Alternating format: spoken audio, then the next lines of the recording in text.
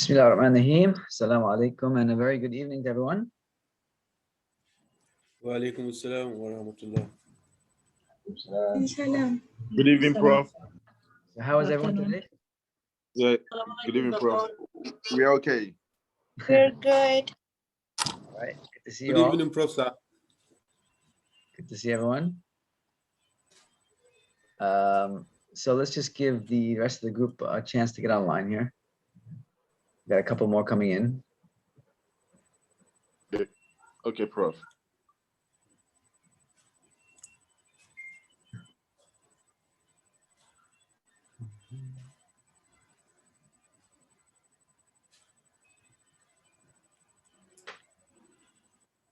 Okay. All right, so welcome to our third week of class. And so tonight we will continue with our discussion of qualitative research by looking into or begin our discussion on the five major approaches to qualitative research. Okay. Now, approaches to qualitative research is also known as, it goes by other terms as well, such as traditions of qualitative research, correlates of qualitative research, even methods themselves. They're considered as designs or methods within qualitative research. So you will find it discussed in the literature according to these different names and terms. So just to be aware of that, okay? One of the things that's a bit tricky about the qualitative research literature is that there is a lot of jargon. Jargon is like in using very similar terms to discuss basically the same thing, okay? So there's a lot of overlap in terms of terminology in the field of qualitative research. So you need to really be careful, but it can be very confusing, okay? So if you have any questions about any of those terms that you come across, please feel free to share them and ask about them in the class, okay? And I will try and address them as we come across them in the literature, in the readings. All right, so, okay, we've got 36 online. What's really interesting is that our WhatsApp group has 80 participants. I don't know where all these people have come from or who they are, but they have infiltrated our WhatsApp group. So there's only 37 in the class right now, but there's 80 in the WhatsApp group. So I don't know who these people are. So anyway, we will just work with what we get. Welcome to, we've got several new students, I think, coming in today, this week. So welcome to all the new students. I really appreciate everyone's help on the WhatsApp group, you know, students helping each other, sharing materials. That's very helpful. So please continue to do that. Qualitative researchers usually require a lot of social support. Okay, so please support one another in your journey through your qualitative research. All right. Okay, so let's just, let me get going here. I'm just gonna start by putting up Pucha Blast.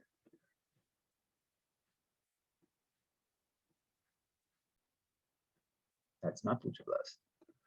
That's Pucha Blast. Okay. So just to point out some changes I've made. So everyone should feel free to go ahead and click on the attendance link as usual. Okay, don't forget that.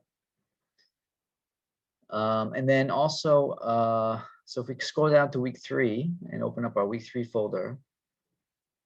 Okay, so I've changed the due date for assignment 2, which is your problem statement. Okay, so problem statement, I will show you in a minute some example problem statements that we're going to discuss in class next week, inshallah.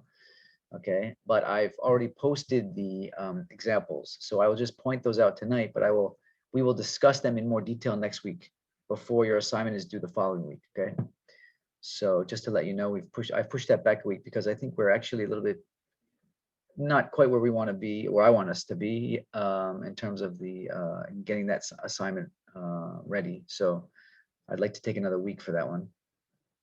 Okay, and as you can see here, the reading presentation. So tonight we're going to have our presenters. Now this is a chapter from Creswell's book on qualitative research, the 5 different approaches to inquiry, and it's sort of an introductory chapter introducing the 5 approaches, and it's quite long. So as I mentioned in the WhatsApp group earlier, sort of a warning to our presenters, don't feel the need to cover all the material in the chapter, because it's like 40 pages, and of course you only have about an hour to present, so you just do your best to summarize the chapter. And then after the break, inshallah, we're going to look at just some additional examples of qualitative research studies from each of those 5 traditions and discuss those a little bit, the sort of attributes of those studies. And then if there's time, we're also going to show and present Creswell's comparative table, which sort of looks at the 5 traditions in a comparative light, so you can clearly see the similarities and differences between the different traditions. Okay, so that's the plan for tonight's class. Okay, so let's see. As I mentioned just now, I have, hold on a second, turn off. Oh yeah. I have added a couple of things here. So in the course handouts folder, I've added the abstract examples that we're going to look at later, inshallah, and then also this table of comparing the traditions. Okay, and then here are the problem statement examples. Now, if you click on that, it's going to open up. Now here are the examples. So we're going to discuss these in a bit more detail next week. Okay, but you can use these as a template, as an example for writing your own problem statements. Okay, and if you see here, based on these examples, this is why I indicate in the assignment that you should be able to write your problem statement and research questions within 1 to 2 pages. Okay, because all 6 of these examples are all written within 1 page. All right. Now, that's not to say that every problem statement for a PhD level thesis is going to be this short, but it does indicate that you can write concise, substantive, effective problem statements.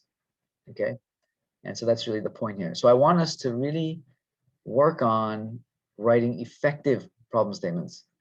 Okay, and trying to do it in as little space as needed. Okay, so that's really the purpose of the assignment. And these are all qualitative studies, okay, these examples here, okay? So, but we'll discuss those more next week. But they're up there, so you can begin to look at them, and if you want to start on the assignment, you can start using them. All right. Any questions about that? Professor? Yeah. Yeah, Professor. When is the due date for the submission? Yeah, I said week 5. Of the so problem statement. in 2 weeks. In 2 weeks. Okay. Week 5. Okay. Week 5. But Assuming if anyone finish it, can the person upload his or her own? Yes, you can upload. So in the assignments folder here, you'll see the assignment here, problem statement, assignment 2 problem statement. Yes, so you yes. can just upload them Yes. here. Yes. Upload. Okay. Okay. Okay, Professor. Thank you. Okay. Okay. Sure. All right. Trying to think what else. So okay, so class recording from last week is also uploaded. Oh yeah, the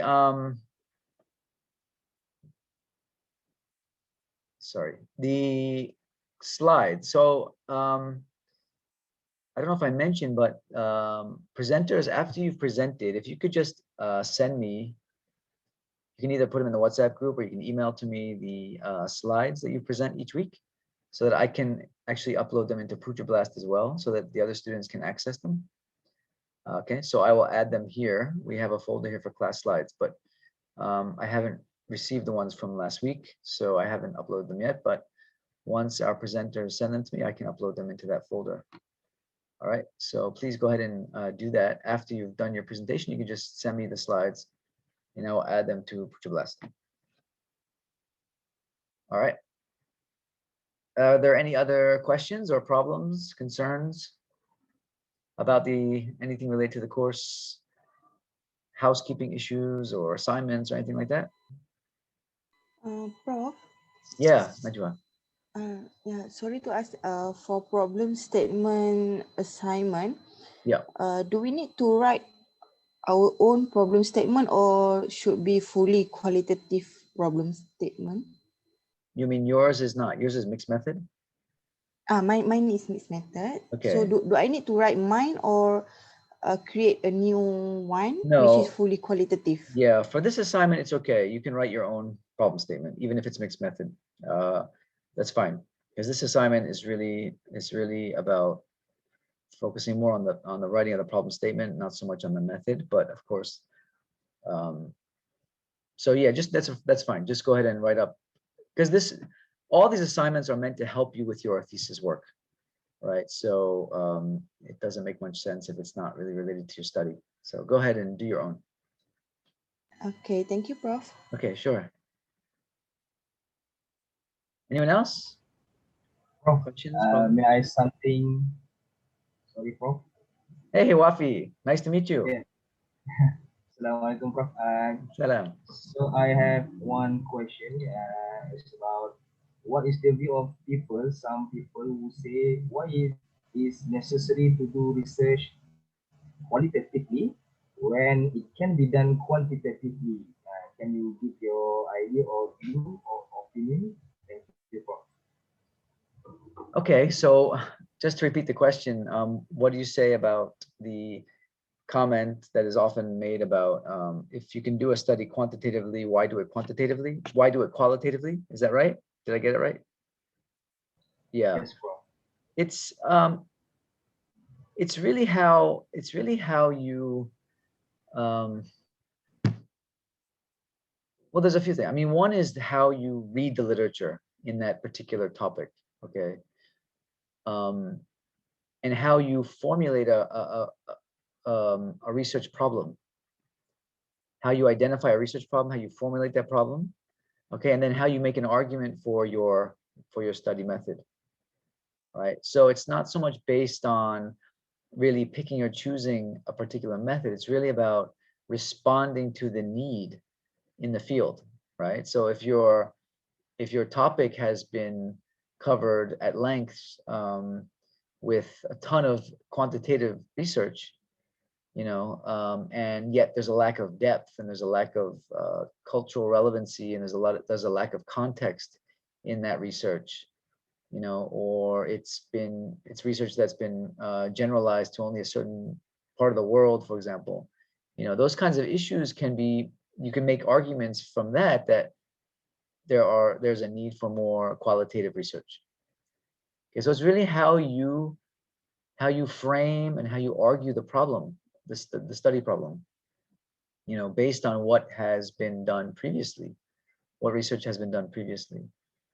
So it's not necessarily just a random choice. It's really based on what's there in the literature and what's needed, right? So you have to make an argument for why you need to do a study either qualitatively or quantitatively, right? And you need evidence to do that, and the evidence comes from past research.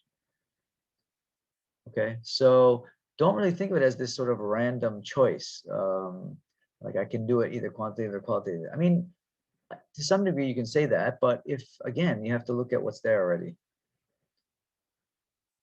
The word they use is the preponderance of the work of the previous research work in that area. The majority of studies that have been done in that area are of what nature?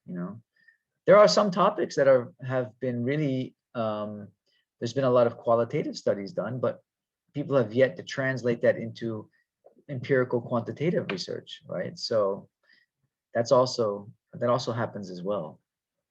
So you really have to have a good reading of the literature and really be able to identify those research gaps. There's no substitute for doing a really good literature review. There's no substitute for it. Because once you really know the literature in your area, you can identify these issues easily. You can just bam, oh, I know this is the problem, this is the gap, that lacks in this area, lacking in that area. You know, if you've really read and you really know the literature in your area, you'll know those gaps. You'll know exactly why you need to do your qualitative study or your quantitative study. Okay. So there's no substitute for reading, and there's no substitute for doing a really good literature review. That would be my response. I hope that's helpful, at least in some way. Are there any other, thank you, Wafi, for that question. So since Wafi has asked a very good substantive question about qualitative research, so we can now continue to open up the floor for any other questions or comments about either your own research or questions you have about last week's lecture, or just any other general issues about qualitative research you want to discuss. It's open floor time, open mic time.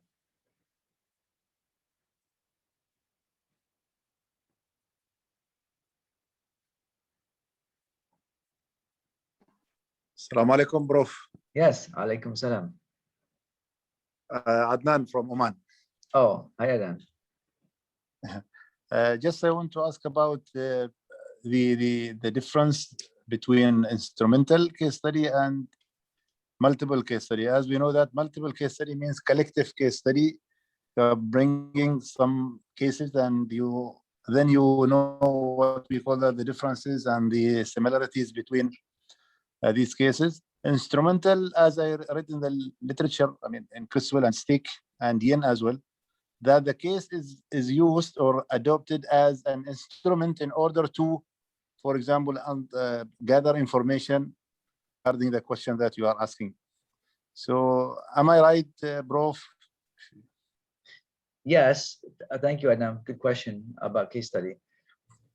Yeah, you are right. Although I think multiple case study can also be used to highlight an instrumental issue. Instrumental is you study a case to better understand or bring to light a particular issue within that case.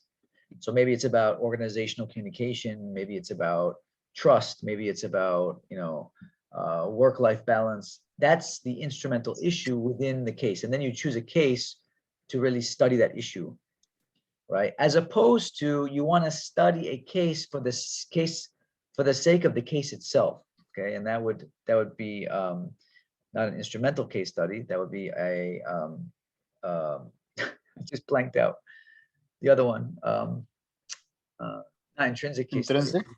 Yeah, intrinsic case study. Yes, thank you.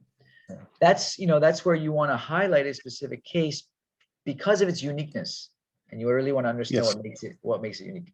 Multiple case study, I think, from my understanding, multiple case study is it could be either one, but it's mostly usually to highlight an instrumental issue that occurs across cases, across multiple cases. It just either you use it for comparative purposes, so you're comparing that issue, that instrumental issue across different cases, or you're sort of doing a bit of theory building where you are trying to expand the scope of your generalization to more than one case, right? So I had a colleague that I was doing my PhD with. He did a very nice multiple case study of the Malaysian aerospace industry. And he was looking at how, and his instrumental issue, the issue sort of he was exploring was how those companies how do they do knowledge transfer within the aerospace industry. Okay, so he's looking at knowledge transfer, which is that instrumental issue, but he's looking at across three different organizations. And from there, he actually built a model, a conceptual model, right, from his findings. Okay, so I think multiple case study inherently is more instrumental in its nature. Okay. But it's, yeah, that's what I would say in terms of the issue of instrumental case study. Thank you, Prof. Thanks a lot. Okay, sure. Thank you, Prof.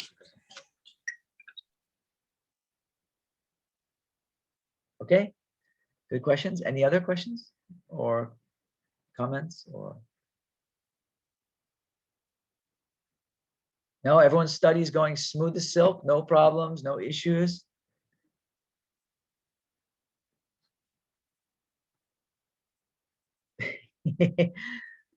Quiet. All of a sudden, everyone got quiet.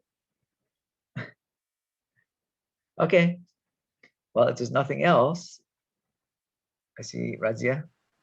Hi, Razia. Assalamu alaikum, Prof. Salam. Oh, we have another question. I'm Suraju Muhammad. I'm Suraju Yes. Muhammad from Nigeria. Yeah. Hi, Saraju. Yes, sir. Yes, I'm fine, sir. Yes, my question is about the problem statement Okay. that while forming problem statement, one is expected to identify the gap, Yeah. gap of the study focus. Uh-huh. So sometimes I used to be curious about how, after bringing the problem that informed this decision to carry out or to conduct the research, Yeah. then what gap again? What are those gaps that are expected to be identified? What is the meaning of gap, you mean? Gap simply means a kind of or a space that is yet to be completed or fill up. Right.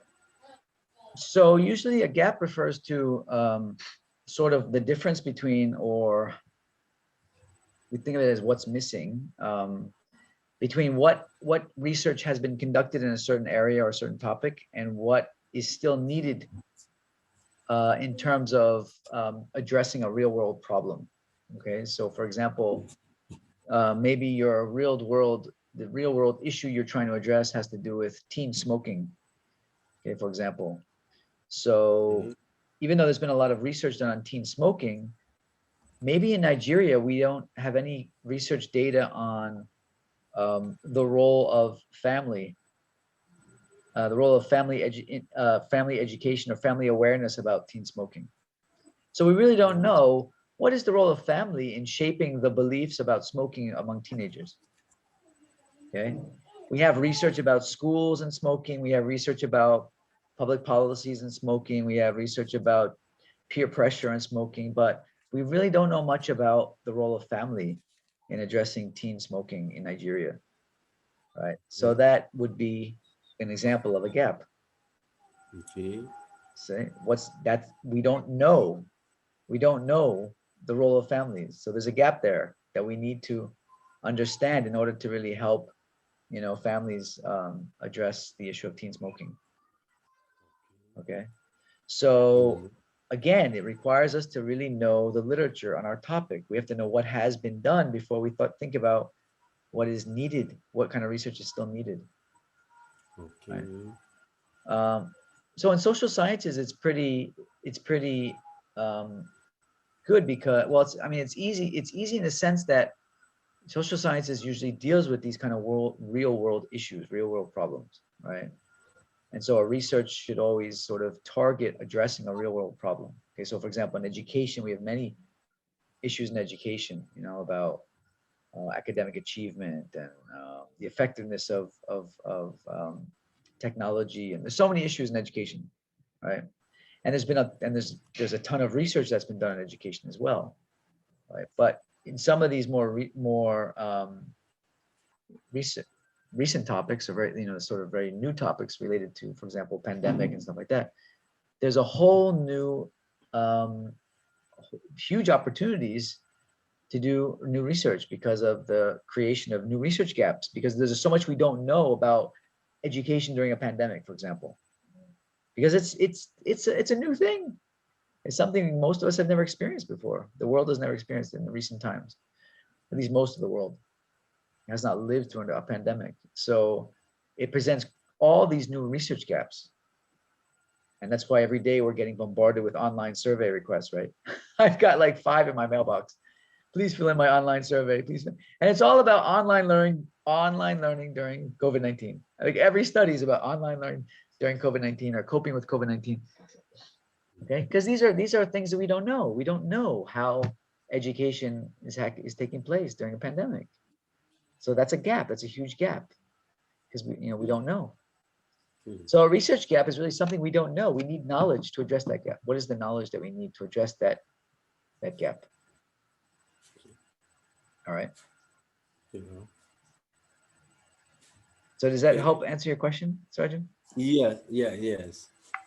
Thank you. Okay, so yeah, we'll be discussing that as the semester goes on, of course. And I think that hopefully the problem statement, the examples, and then the assignment will help you to think about it more. But again, it really starts with this. It starts with a really strong literature review, right?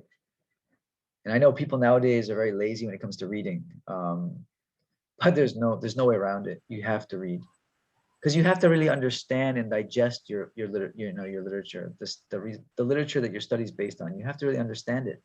It's not just a matter of going through Google and identifying, oh, I've identified 55 articles related to my topic, and I'm just gonna like cut and paste the abstracts from each of those, and that's my literature review. That's not a literature review. Literature review is a critical commentary on a literature, okay, on multiple studies that comprise a literature. Okay, so it has to be critical, and to be critical, you have to really understand it, and to understand it, you have to read it and really digest it. All right, so there's really no way around that. Okay, PhD is a serious undertaking, folks, so you got to be serious about it. Right, there's no shortcuts. Everyone wants to know shortcuts. I get so many requests. Oh, Dr. Atif, can you do a program on the shortcuts to publishing in ISI journals? No, I can't. I cannot do that, because there are no shortcuts. There are no shortcuts. You got to put in the work. It's as simple as that. So if you don't want to put in the work, you don't have to do it. No one's, I don't think anybody is being forced to do a PhD, are you? Are you being forced to do a PhD? Anybody? I don't think anyone's forced to do a PhD. Okay, anyway, enough. I won't lecture on that anymore. So any more questions before we start our presentation for the week? Sorry, Prof. Again, Wafi. Yeah, so Wafi. The key point, yeah. So the key point is to read enough, right? Whatever topic we are studying. Read a lot. Right? Is that what you said? I'm sorry, I can't hear you. The volume is not very loud. Sorry. So the key point is to read enough, right? The literature, whatever topic we are studying. Right? Yes, yeah, read and synthesize that literature. Understand the trends in the literature, understand what are the key issues in the literature, right? What are scholars talking about in that particular area? What are the hot issues? What are the things that they're still, if you go to any journal article, recent journal article, they'll all have recommendations for future research. And so what kind of research are they recommending, and why? Why are they recommending that direction for research? Right? So those are the things you want to look for when you do your reading.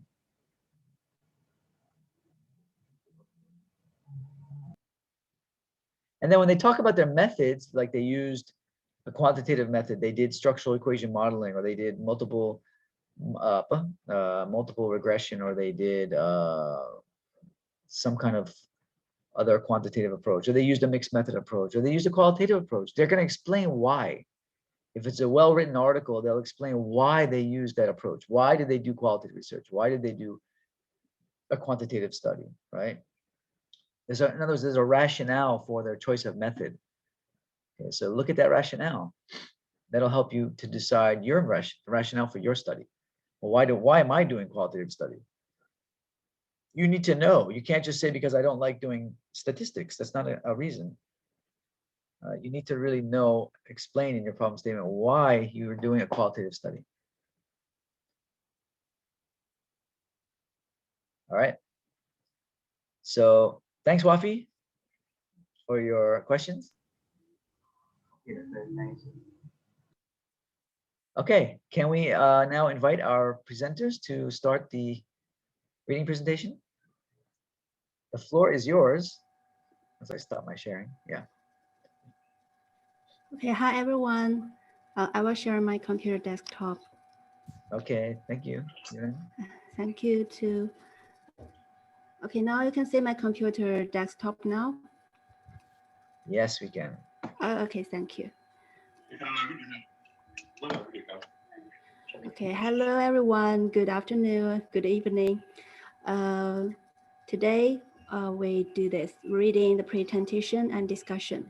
The weekly article is the chapter 4 about 5 different approaches to inquiry.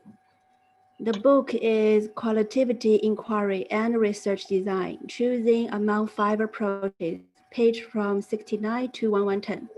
I'm the group 2. We have 2 members in this group. Me is Xi Yueran. I'm Xi Yueran, and another my member is here. Is Jennifer. Sorry. There she is. Okay, I cannot say here. Yes, it's Akinia, Jennifer. He will introduce another 2. Yes, another 2 approaches. So let me first. Okay, the part 1 here.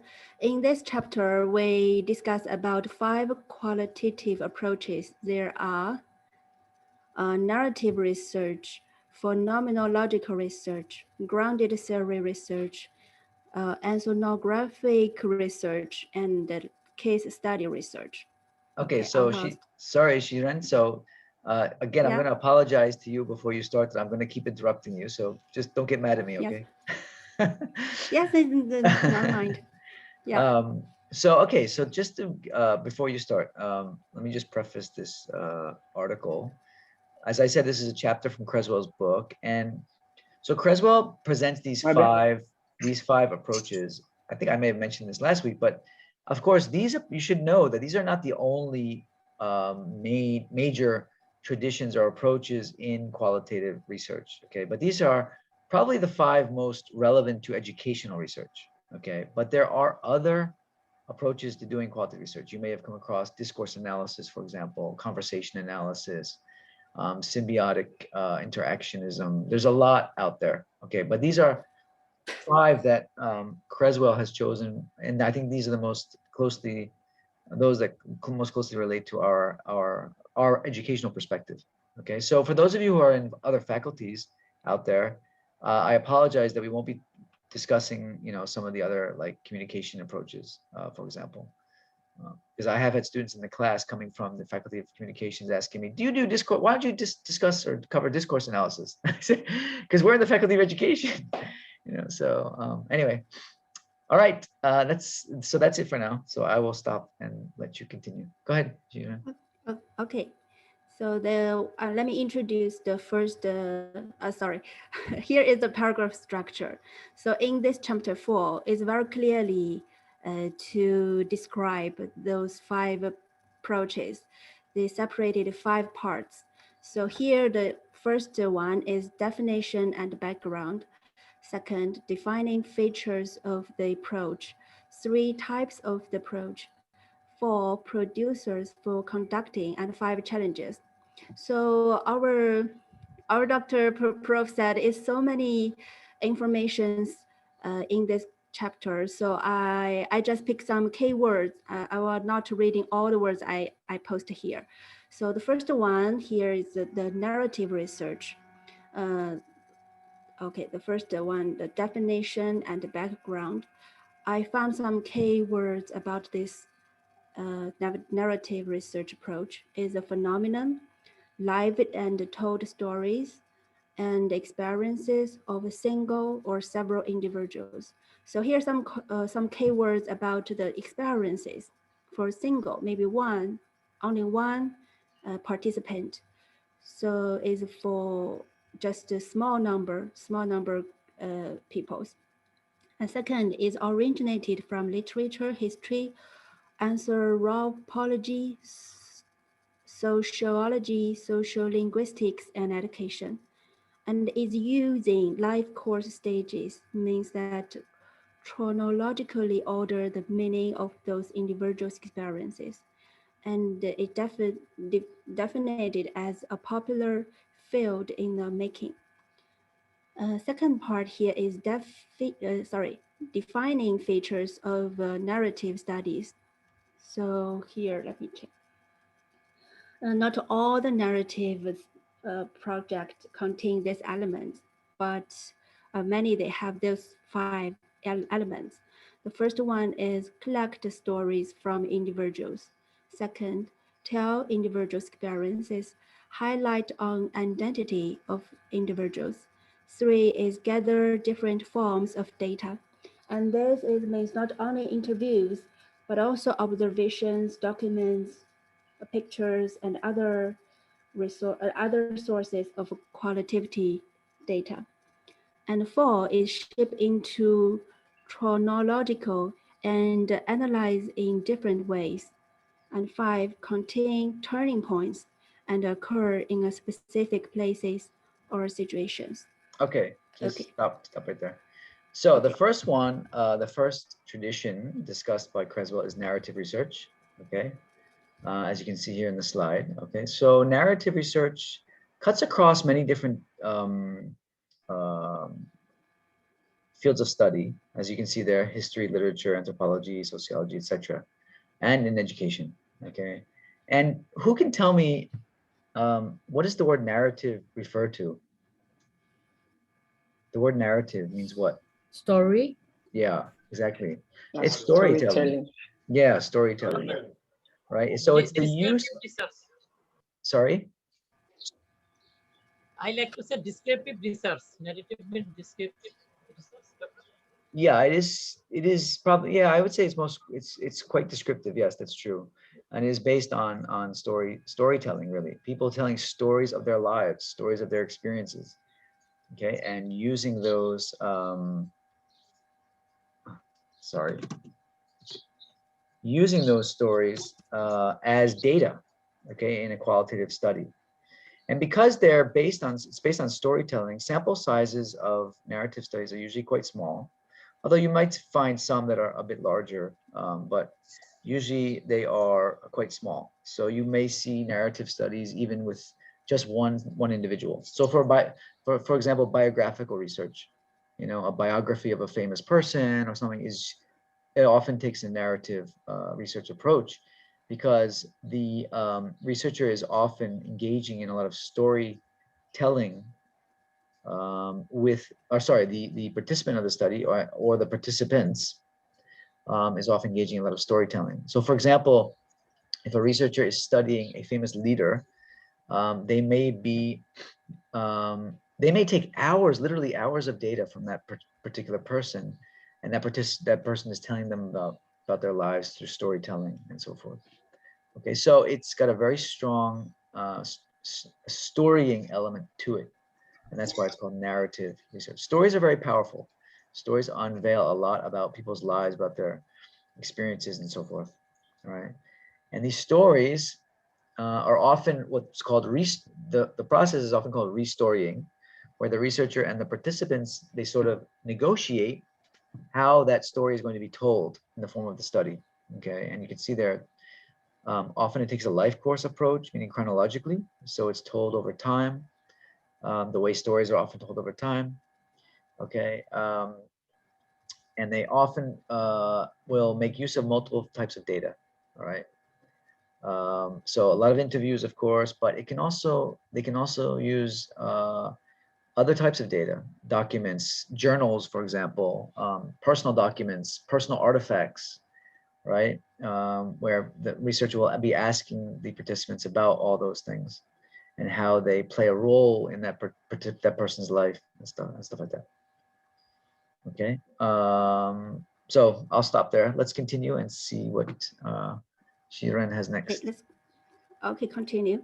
Of course, feel free to stop. Sorry, feel free to stop at any time and ask questions, okay? To the class. Yeah. Yes, any questions, just ask. We discuss about this. So the second is the types of narratives.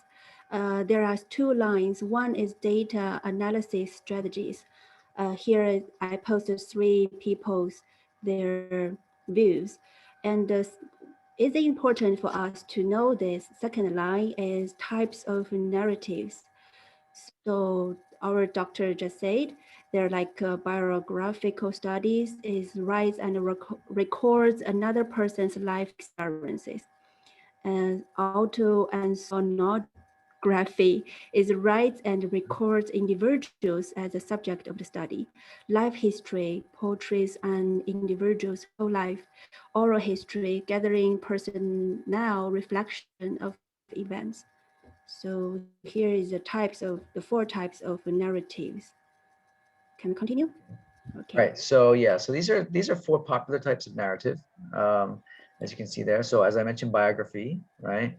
Autoethnography is actually when the researcher writes about themselves within a sort of larger cultural context. So, for example, a teacher writing about teaching in a school, a difficult school, for example, or a school facing a lot of problems. And they're writing about their own experience teaching in that school, you know, or you find a lot of different, very interesting autoethnographic studies. Like today, I just read a paper, an autoethnographic paper about university lecturers working in the age of auditing culture, where everything is counted, right? We have H-index and we have all this counting of all of our production, right? And as university researchers. And so he writes about his experience in that culture, the auditing kind of culture. And it's a really well-written paper, a very interesting paper. So autoethnography is a very popular type of narrative research. Life history, most, I think we've all at one point or another read a life history, reading about a person's life, their entire life usually. And then oral history. So oral histories, personal reflections of events, their causes, effects, etc. Okay. And so all these are forms of narrative, because you can see they're all based on really people telling stories about their lives, right? And how that gets portrayed. So in terms of analysis, Shiyuna, did you discuss the data analysis strategy you have at the top there? No. Oh, no, I just post here. Oh. Yeah, the data analysis strategy. Need I say this too? I read this chapter. The writer wrote three persons' views. First one is poking Horny, 1995, hold storytelling mode or literary approach. And Chase, 2005, suggests that analytic strategies. And the third one is Riesemann, 2008, covers thematic analysis, structural analysis, dialogical performance analysis. So this is based on the data analysis strategy. Yeah, narrative studies have quite a range of, there's no one way to really do data analysis in narrative research, because you see a variety. You see those that use a more literary approach. So they actually, the stories, they read very much like, you're reading some kind of a book with a plot line and a chronology, and it's very a sort of literary approach. Others, they look like more traditional qualitative research with thematic analysis. They come up with themes, right?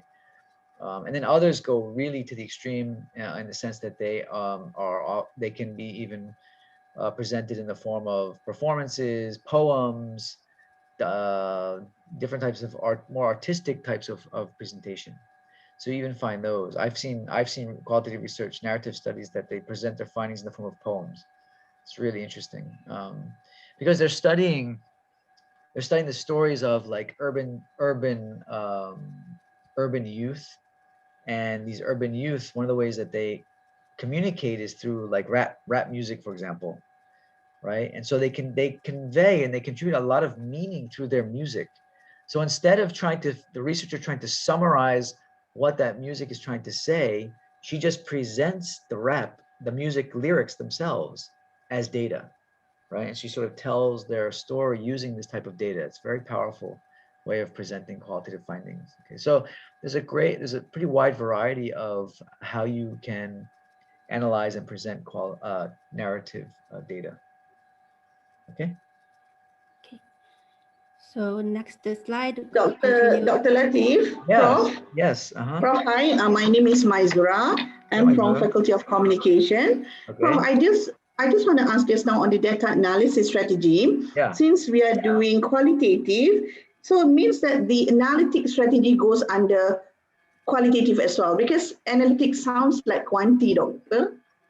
Oh, analysis is analysis. Analysis can be quanti, quality, mixed. The analytic. Analytic comes from the word analysis. Yeah. Yeah. It's the same word, different form of the word. So your analysis or your analytic strategy, yeah, of course, it can be quality or quanti. Doesn't matter. It's Okay, just, doctor, thank it just you. refers to how you analyze your data. All right. Okay, so in qualitative, our data is textual. Therefore, our analytic strategy will be some sort of thematic or content analysis, usually. Okay. Yeah. Thank you, doctor. Okay, sure. Okay, Shira, next. Okay. Okay, next slide. So here is the producers for conducting narrative research. So here I summarize 6 points. The first one here is suitable or is determine why we use this approach. So here, the reason for single individuals or a small number of groups is cannot to be too many participants. A second is select the sources, is one or more individuals and use multiple types of informations like I mentioned, is like some like the person's the experiences, the reading, their views, something like that. And the third one, consider different shapes data. First, collect the information, like personal experiences, culture, and historical context. 5 is restoring. Rewrite the stories with a chronological sequence. And 6 is collaborated and involved. It means you need to pay attention to the relationship between both parts, the researchers and the participants. Okay, so these are some of the general procedures for conducting qualitative research. Now, one of the things you're going to find about qualitative research data collection and data analysis is that there's very few fixed steps in doing qualitative analysis or even the research process itself. There are more like phases, there are more like generic phases, there are more like principles, okay? But you're gonna find very few, like it's not a cookbook, like in step 1 you do this, step 2 you do this, step 3 you do this. And so here's, again, Creswell is just giving us a sort of summary of some of the main procedures, things to consider when doing narrative analysis, okay? So if you want the details, real details to all these steps, you need to read the chapter, okay? As I mentioned before, the way we do our weekly reading presentations, I really hope that you're able to read before the class, and if not, at least after the class, so that you can get the full context of the presentation, okay? Because we can't obviously cover 40 pages in 1 hour. But so these are some of the major steps, okay? So is the study is it suitable for a very small sample? Is it, what is it that's unique about this topic, about this, maybe it's a person or a small group of people. They've experienced something very unique and you want really to study their lives, their experiences through stories. What is it about them? Is it suitable for narrative research? That's the very first question, all right? And then selecting sources of data, sources of information, right? So what are you going to use for information? What are your data sources going to be? Right? The shapes of data here refers to the different ways that researchers can develop their stories, really. Okay, so how you want to actually develop the stories from the data you collect. Okay, and then collecting information. Okay, so situating the individual stories within their personal experiences, all right, or their culture, or some kind of historical context. Like say you want to study, the stories or the experience of Merdeka in Malaysia. Okay, so you want to study, the experience of the experience of Merdeka. So you're gonna get a small group of older people who were alive during Merdeka, and they're going to share their stories about it. So that's going to be within a historical context, right? So maybe you want to present that and first analyze it and then present it in a sort of historical chronological continuum, right? Because it makes sense. It's a historical event. So you want to present it in a sort of chronological format, chronological approach to presenting it.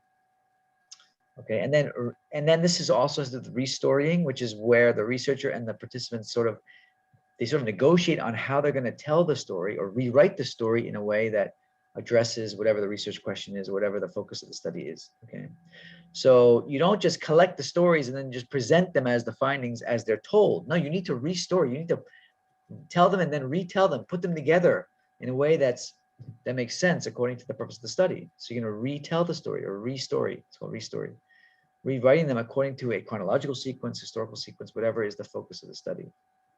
Okay, and then collaborate means working with your study participants to do all this. So like a lot of qualitative research approaches, there's a collaborative element to doing narrative research where you again, this relationship with our participants is very close. If you present, you take their data, you put it in a format or in a form that retells their story in a purposeful way according to the study objectives, and then you invite them to give you feedback on that, right? To see whether you've really captured their experience properly, adequately, and so forth. Okay, so there's this collaboration that also goes with this approach. But I had a student who graduated last year from Faculty of Human Ecology, and she did a very, very nice narrative study on the experiences of adolescents in life skills programs. And she did a study on just two young people in the Maldives. She's from the Maldives. And she did a very nice PhD study with just 2 participants, N equals 2. Okay, but she had to, collecting data was really hard. She had to travel up and down. She had to interview multiple interviews with them. And then of course, there's again, that renegotiation that takes place during the restoring process is, she's really trying to get the story right? She's really trying to get it right. And then so she has to collaborate a lot with them, going back and forth and checking in with them. And then, so it's a lot more work than it sounds, even though small sample, I can do it really quickly. It's a very short study. No, not really. Just a small number of participants. Okay. Sorry, Prof. Yep. Prof, after the class, do you mind share the title of the PhD thesis? Oh, sure. Yeah, thank you. No problem. I can even share the thesis. Oh, that's good. Thank you, Prof. Okay, next slide, Shiran. Sorry, I'm taking up too much now. Oh, it's okay. Thank you, Prof. So here with the last part of this approach is challenges. Here are 4 challenges mentioned in this chapter. First one, needs to collect comprehensive and abundant information. Second, have a clear understanding of the data. Third, create a positive cooperative relationship like in the participants and researchers. And fourth is prepare to solve a variety of problems. You may encounter that. So there's 4 challenges here. Just continue, Prof. Yeah, let's just continue because we need to speed up a bit. Yeah. Okay, so the second approach is phenomenological research. Here, the first one is definition and background. No, I have a question. Yeah. Okay. Prof, I actually have a question to ask. Oh yeah, sure. This one? Go ahead. So sorry. With regards to narrative research, right? I'm just curious because it's about collecting somebody's story and telling it out. So what kind of research question what kind of gap actually justifies a narrative qualitative research as compared to somebody who's just writing a biography about some historical person? Yeah, the narrative study usually has a specific research question, a focus. Like for example, my student in her study on life skills, there's been a lot of, in terms of life skills programs, even if you look globally, there's been a ton of research that really explores the outcomes of life skills programs and they've been studied empirically, they've been studied to death empirically, looking at the outcomes, right? Outcomes. But in terms of the experiences that young people go through and how those experiences actually impact their lives, there's been very little research done on that. So again, it's focusing on the experiential element of it.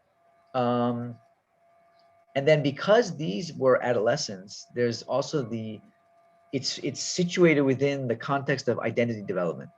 So my student really wanted to understand from the words of the participants themselves, okay, from their experiences and their own words, how these life skills programs really shape their identity development. Okay, and so it's really that need to again study it from the perspective of the participants, right? And the story element was powerful because these young people were already in their early 20s, so they were already like 3-4 years out of the program. So they can not only talk about their experiences in the program, but they can also talk about the impact it had on them and their development looking back. So it had a retrospective element to it as well, which is really interesting, you know. So, go ahead. Yeah, I was just thinking that in that case, isn't it a bit similar to phenomenological approach as well? Because phenomenology also you look into the I have a question. And you come up with the what and the how from it. I think Yaran will talk about that soon, but yeah. Of course, yeah, there is a lot. Of course, there's a phenomenological element to it in the sense that it's the study of experience. But let's first look at phenomenology, and then you'll see perhaps you'll see the difference. Yeah. Doctor, I have a question. Yes. It is possible to analyze narrative research indirectly, like that Syria, Iraq, unrest area. And another one is what is. I didn't understand your question. I didn't understand your question. Sorry. Is it possible to analyze narrative research indirectly? Indirectly? Yeah. What do you mean? And narrative research indirectly, it is possible to analyze. What do you mean by indirectly? Descriptive research, we can sometimes directly, but I like to say that Iraq, Syria, there are unrest area. If I want to do research, qualitative research, that unrest area, I do not go there. So it is possible to analyze indirect research, collect. How would you collect your data?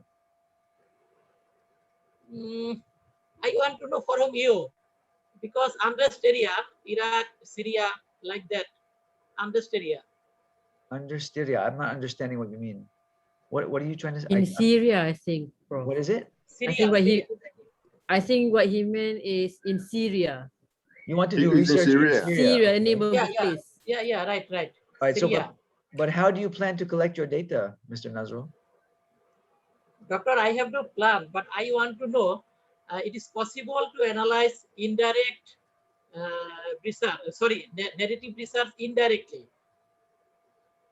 I don't know what you mean by indirectly. I mean, if you want to, for example, if you have study participants in Syria, you can do online interviews with them, and that certainly would not be indirect analysis of data, because you can transcribe the interviews from the recordings. So that's not indirect analysis. So I don't really know what you mean by indirect analysis. Okay, thank you. Next, Doctor. Yeah, there's many ways to collect data from a distance. In other words, from a distance, overseas, etc. You can collect textual data through email, through journal, sort of journals. You can send them questions and ask them to write questions. Write up their answers. You can do online interviews. There's many ways to collect. Nowadays, technology, there's many ways to collect data. That's not indirect. That's not indirect. Sorry, Prof. Is that Dr. Intan? Yeah, it's me. Hi, Dr. Intan. Okay, so for those of you who had Dr. Intan last semester, Dr. Intan is joined our class tonight. Hi, Dr. Intan. Prof. Well, I'm just thinking, Prof. actually, about the question from Mr. Nazarul. Yeah, please go ahead. When he mentioned about to collect data or to observe data like indirectly. I'm thinking like if he can actually like get the data retrospectively from those who have been there, who have experienced the life of, for example, in Syria. And I Okay. like to get that kind of data, retrospective data. Sure, sure. Yeah, I wasn't really sure exactly what he meant by that, but yeah, that's a retrospective is also, and as I mentioned, my student, her study was retrospective as well. I have another student from the Faculty of Medicine who's doing a retrospective case study of an award-winning drug clinic. So this clinic won a United Nations award back in 2007. It was one of the best methadone treatment. It's called methadone treatment. Yeah, methadone treatment clinics in the world, and it won an award. So she's studying as a case study. She's studying that clinic to find out what made it so good. And that's a retrospective study as well, right? So it's, I guess that would be Mr. Nazrul's reference to indirect. That would be an example. But many of the people that worked there and that were involved in that clinic are still alive. So she's collecting sort of live data from these people, but their experiences are of course retrospective. So, but that is another way of doing it. Thank you, Dr. Intan, for your Thank you, Doctor. Thank you, inputs. another one. Okay, let's let Shiran continue. Okay, so we continue to the second approach. This is phenomenological research. And I find some keywords about this phenomenological research. It's about common meaning or phenomenon, lived experience of a human or several individuals. So it's different with the narrative research is a large number of people, participants. And here the second is for philosophical perspective in phenomenological. First one, return to the traditional task of philosophy without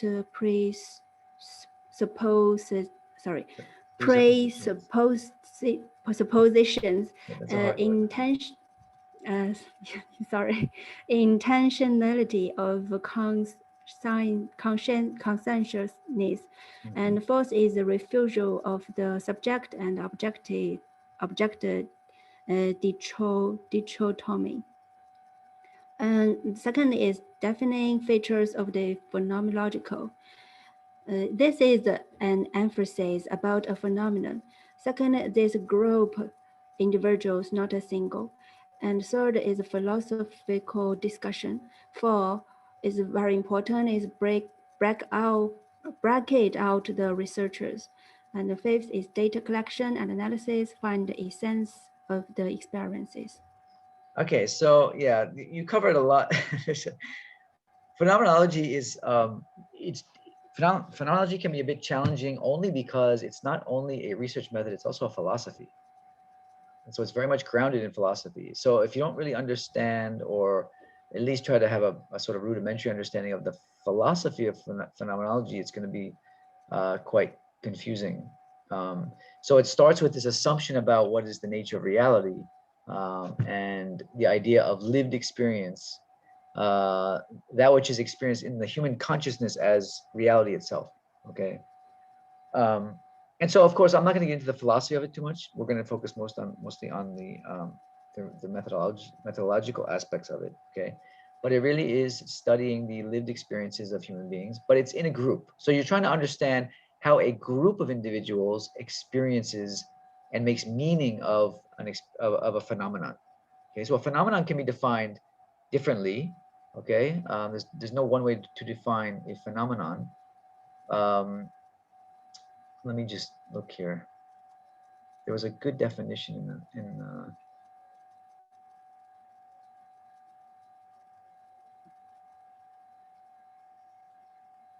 yeah, I can't find it now. Anyway, so this idea of, let's go back to the example of Merdeka. You could also do a phenomenological study about Merdeka. Now, the question before about the difference between phenomenology and narrative analysis. Narrative analysis is often it's not only storytelling, but it's also comprised of small samples, and you don't have, the end product is not necessarily a description of a phenomenon as experienced by a group of individuals. And that's the goal of phenomenology. At the end of your study, you're going to come up with this description of the phenomenon as lived, as experienced by the group, by the sample that you are involving in your study. So you have 15 people who all experience merdeka. And so the culmination of your phenomenological study is going to be a description of the experience of merdeka as told to you or as put forward by these 15 people. Okay, so you're going to really essentially try to explain that phenomenon. Narrative analysis, people can have different experiences. It doesn't mean you have to coalesce around a single explanatory description of that experience. You know, you can compare and contrast. So and so talked about merdeka like this, whereas the other person talked about merdeka like this, right? So there's no need to sort of coalesce on a single explanation about what that phenomenon was like.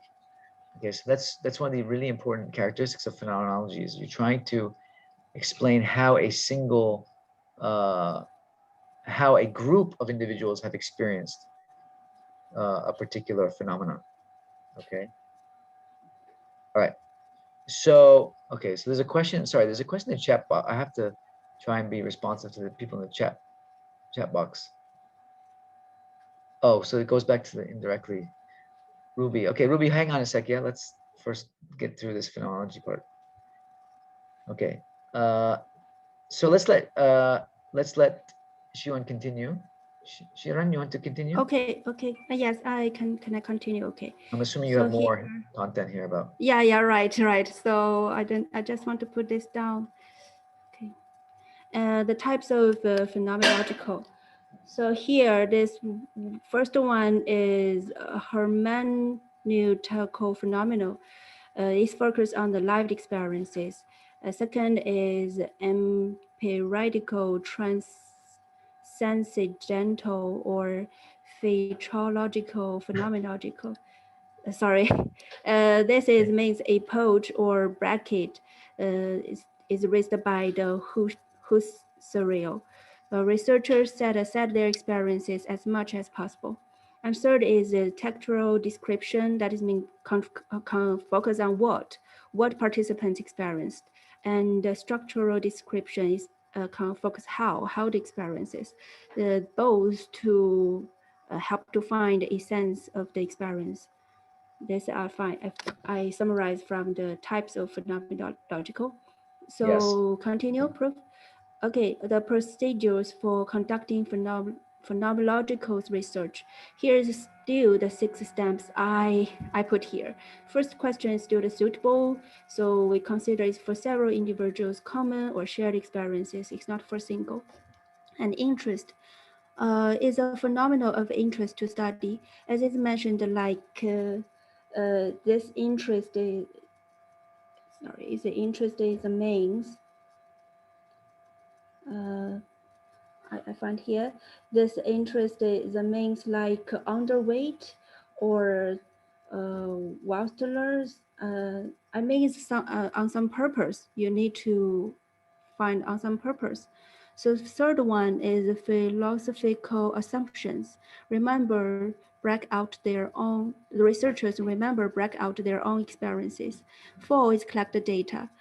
Here are some the details here, and the data analysis highlight significant statements is called the horizontalization. Yes, and then find the cluster of meaning. The last one is description. As I mentioned, the last slide is textual description, structural description, and find essential or invariant structure. Okay, so again, that is for. Yeah, there are some differences that some very fundamental differences between hermeneutic phenomenology and transcendental phenomenology. Transcendental is usually referred to as descriptive phenomenology.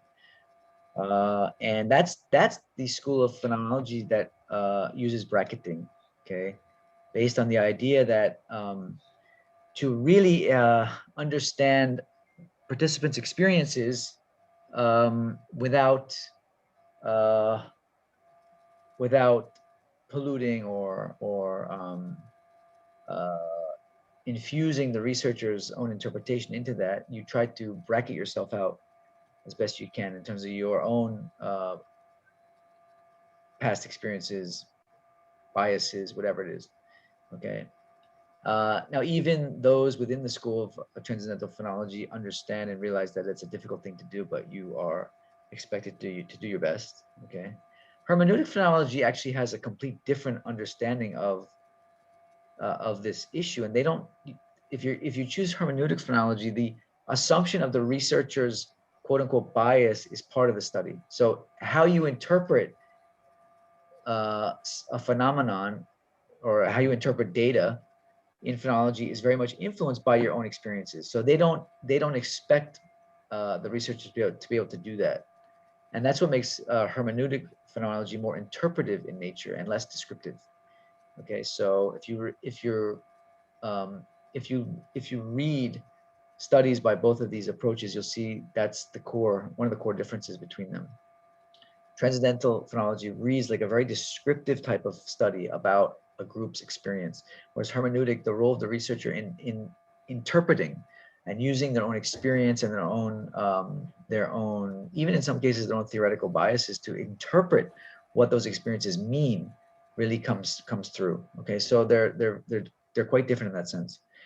Here, Creswell is referring to Moustakis, who's following the transcendental approach, the descriptive phenomenology approach. And if you read Moustakis's book, it's one of the best for, I highly recommend Moustakis for PhD students, because he actually does outline very concrete steps in conducting phenomenology. So if you're really interested in doing phenomenology, I would highly recommend Moustakis's book. And it's quite straightforward. It's not difficult to follow, and it's very concrete in terms of the steps. Okay, so okay. Yeah. Sorry, I just clicked wrong. So right, I saw the chat so box. let me just continue. So in terms of collecting data, okay, in-depth interviews are the go-to in phenology. Most phenomenological studies will rely either completely on in-depth interviews or use a combination of in-depth interviews with other forms like focus groups and in some cases document analysis and stuff like that.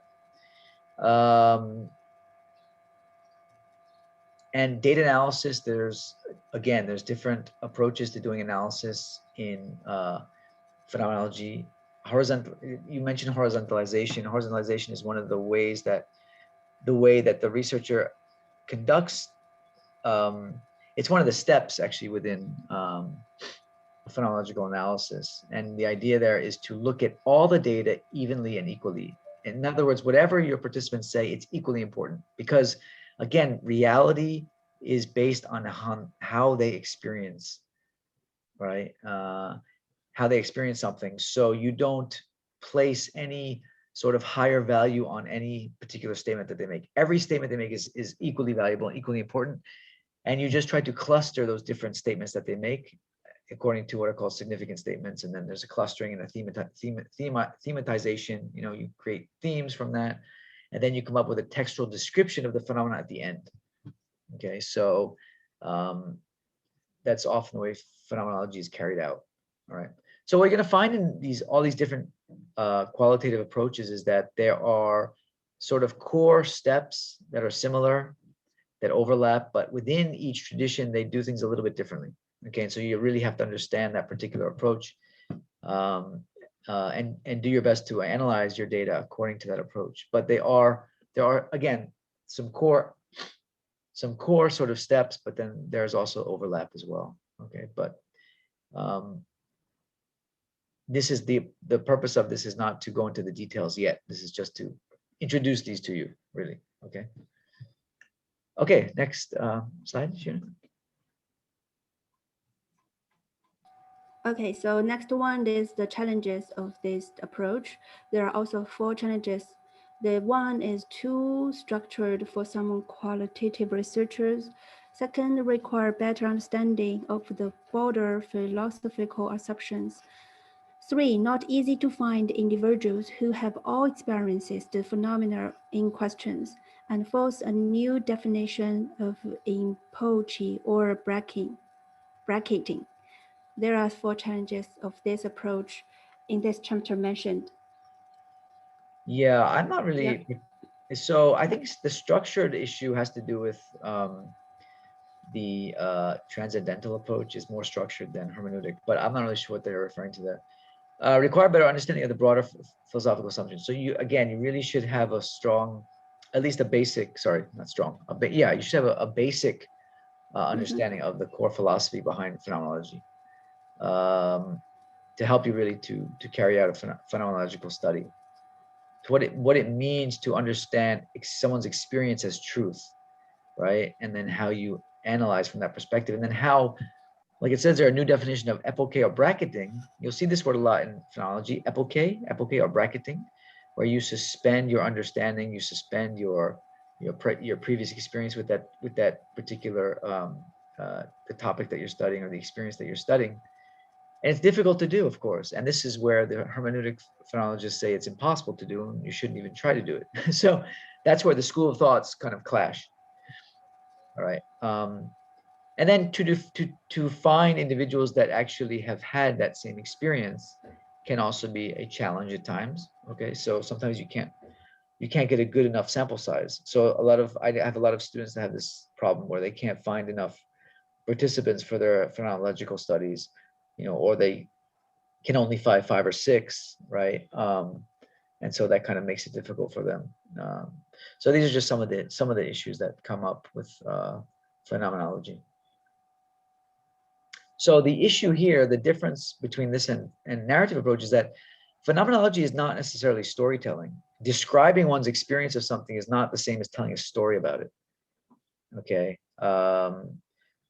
Narrative really is a focus on getting people to reminisce or to talk about things in the form of stories, which is often why they're sort of retrospective, or they are, they're told in a way that has a structure to it, like a beginning and a middle part and an ending, right? Whereas just asking people about their experiences is not necessarily story, is not necessarily narrative, right? So they're quite different in that sense. Okay, but that's not to say there's not overlap. Of course, all these traditions, they're all qualitative research, so there's going to be overlap across them. All right, to some degree. Okay, any questions about phenomenology? It's already 7:20. Oh my God, time is going so fast. Okay, let's move on. Let's do the third one.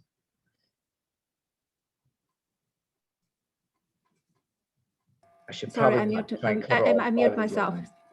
Yes, I mute myself. So here, the third approach is here a grounded theory research.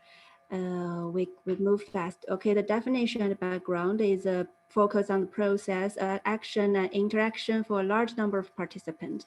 It's generate or discover a theory. So here this person's to definite what is it, what they are, what it is. Second is defining features of, sorry. This is for the grounded theory. I didn't fix this. So the first one is focus on the process or action. 2 is draw a general theory. 3 is by memoing as data.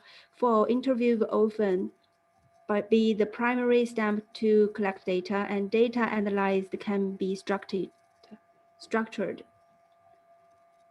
Okay, grounded theory. So grounded theory is exactly as the name suggests, it's the development or creation of theory, okay, or some sort of theoretical model or conceptual framework that is theoretical in nature. All right, and what is a theory? PhD students, you should all know what a theory is.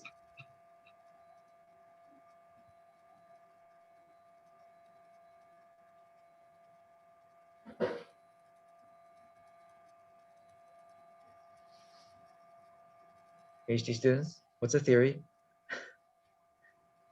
We say grounded theory. What is a theory? How would you define a theory? I think a theory will be generated, Doctor. Yeah, I said what's a theory though. I didn't say how it's going to be. I'd say how it's going to be generated. I said, what is it? What's a theory? Maybe it's a principle that follows. Maybe the That idea. follows. Huh? What's theory? Yes, it's the principles, assumptions about a phenomena. Okay, all right. Yeah, you're close. It has to do with it's an explanation of how a process or an action occurs, actually, a conceptual explanation, okay, of how a social process occurs, especially because we're in social sciences. All right, so explaining how something happens in the social world, conceptually, not descriptively, a conceptual explanation, theoretical explanation. Right. And so to do that, since you're dealing with concepts, you're not dealing with specifics, right? You're not dealing with the detailed specifics of how you're dealing with something that happens conceptually. It must include a bigger premise. In other words, you're not going to develop a theory based on just the responses of one or two people. You need, by definition, you need a bigger sample, whereas you can develop concepts. Okay, so that's why grounded theory studies typically involve more participants than other types of qualitative research studies. It's not uncommon to see grounded theory studies with 30 to 40, sometimes even 50 participants, depending on how rich the theory is and depending how comprehensive the theory is that they've come up with. Okay, so grounded theory really takes a jump away from the previous two, narrative and phenomenology.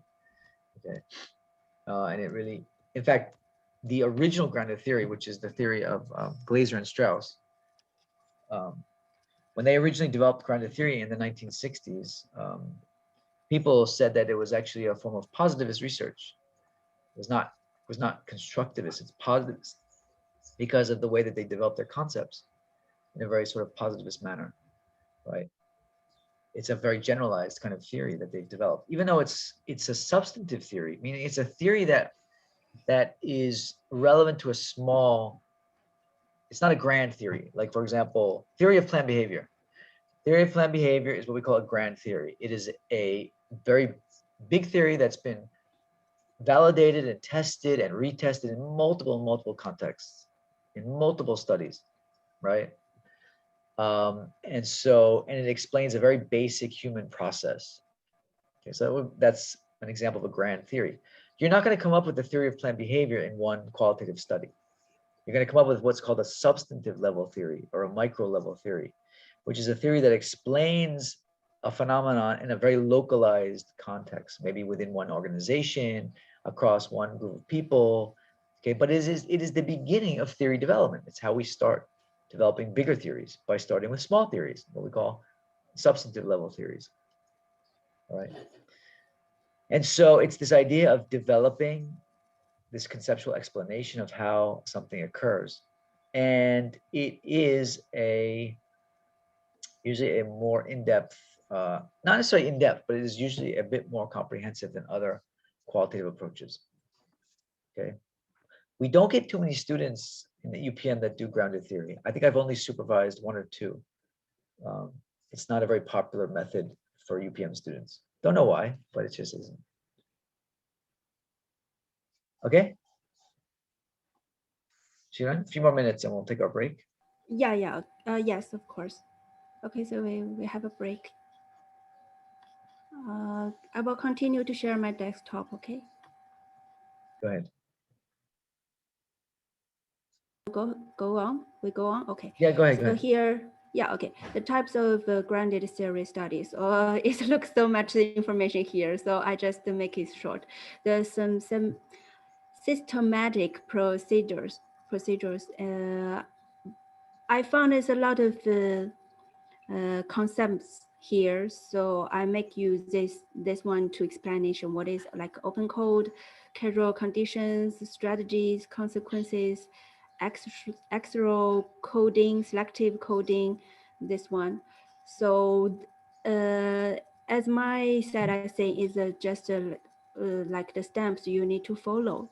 You need to according with this the three from the beginning open code, and then to find the co-coding, and then to find this actual coding, a selective coding, I think. Okay, can you go back? Okay. Sorry, can you go back to your previous Okay. slide? This is very difficult to explain in a couple of slides. It's a very complex, a bit of a complicated process that's really hard to discuss in a short. So can you just go back to the previous slide though? This one, this types, or the previous slide. Okay. Focus on the defining features. Okay, so when you want to study a process or an action, for example, how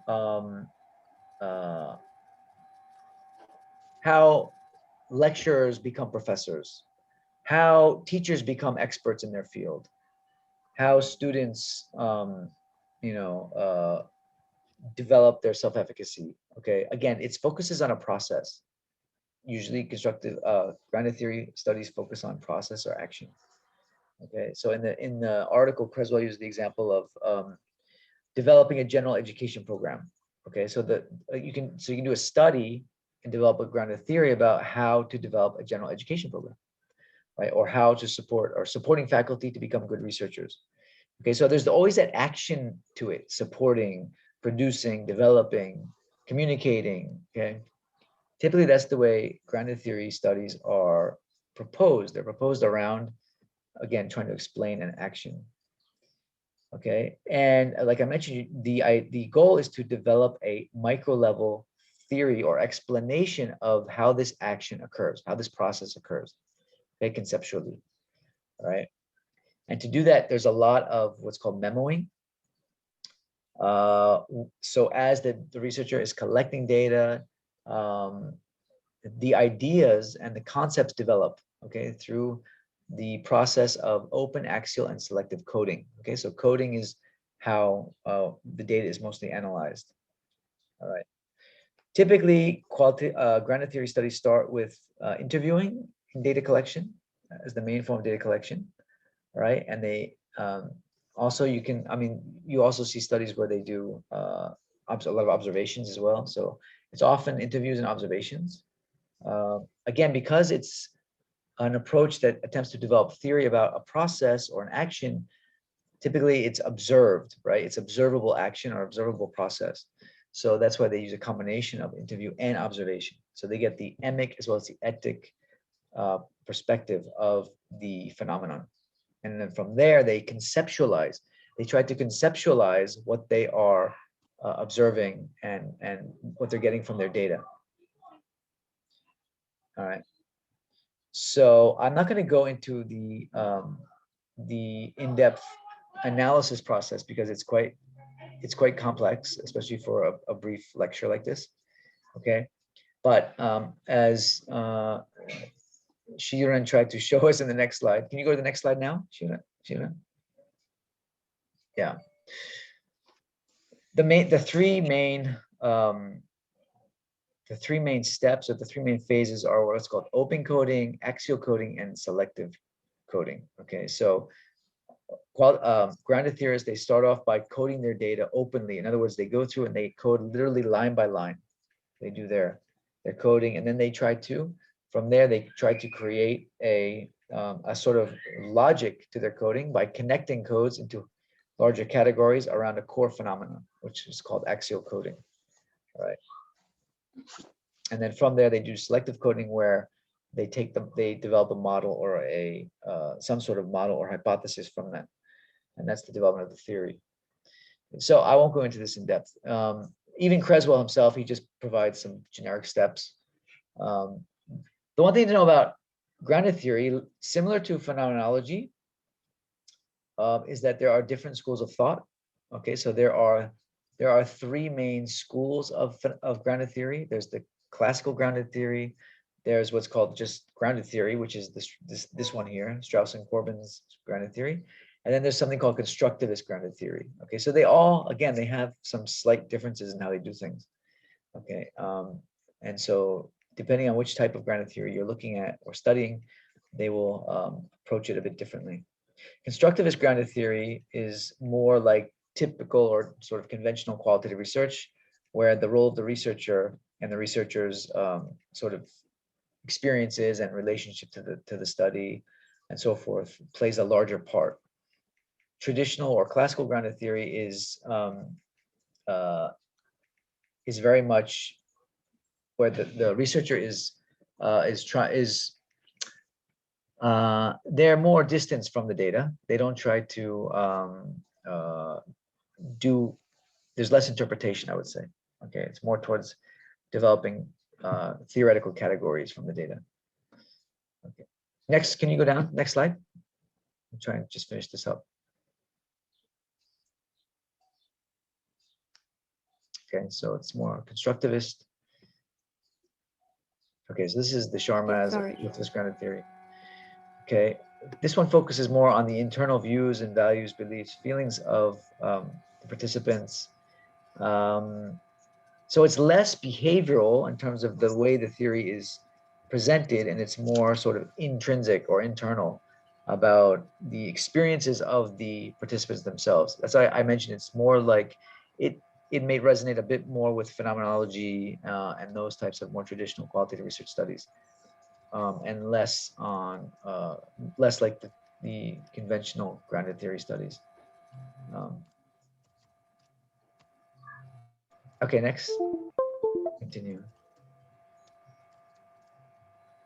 Okay, this is for the procedure of conducting grounded theory research. Is 5 steps here.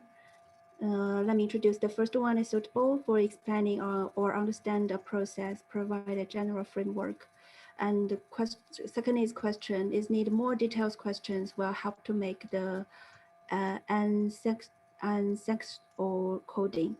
Third is collect the data, is gather enough information to develop or saturate the model. 4 is data analysis. It follows the steps like opening code, find the properties, then to find an Axial coding or coding. Okay, sorry, here is the paradigms. 5 is a result. Memorizing is very important. Substantive level theory may be tested for its empirical verification with quantitative data. So one thing about the grounded theory is that there's this idea that once the theory begins to develop from the data, the researcher actually then tests the theory by doing something called negative case analysis. So negative case analysis is where the researcher actually tries to include in their sample those who might have different characteristics than the original sample. So for example, you're doing a grounded theory study in school and on how teachers become professional, right? And so to that point, your study participants have all been expert teachers, right? Teachers with a lot of experience. Teachers have been teaching for a long time. They have good records and so forth. To make sure that the theory is sound, or what's called parsimonious, grounded theorists will often take what's called negative case analysis. They'll actually go out of their way to look for a different type of participant that still fits within the general parameters of the theory. For example, a teacher, but maybe a teacher who's more of a beginner teacher, or teacher who maybe is not as successful in terms of their evaluations and so forth. And they'll try to see whether their data still fits within the theory. Okay, if their data fits the theory, then we know that the theory is بشرين الموقف المناعي الوبائي. أنا الحمد لله صار بي وعبرتني. Okay. All right. So yes, theory. So Razia asked in the chat box, is it inductive? Yes, it's inductive. It's called grounded theory. It starts from the ground. Okay, so it's very inductive. All right, and it moves to conceptualization or theory development. All right. Process of generating theory about a central issue or phenomenon. Okay, and so again, it's gonna usually require a larger sample, okay, and more time in the field, okay, to develop and test this theory that you have come up with. All right. Okay, so let's see what else we got. Anything else, Yuran? No, I have the can continue and Yeah, then well, let's stop there. Is that it for grounded theory? We have more. No, I have a last one for the challenges, and then we have a break. Okay, so just the 3 challenges here. The investigator needs to set aside. It's like a bracket out, and it's difficult to know when the categories are saturated or the series is detailed, and it's a systematic approach with specific steps to according ways. This is the challenges of this approach. Okay, so yeah. So the idea of so the whole idea of saturation, and you've heard of data saturation, right?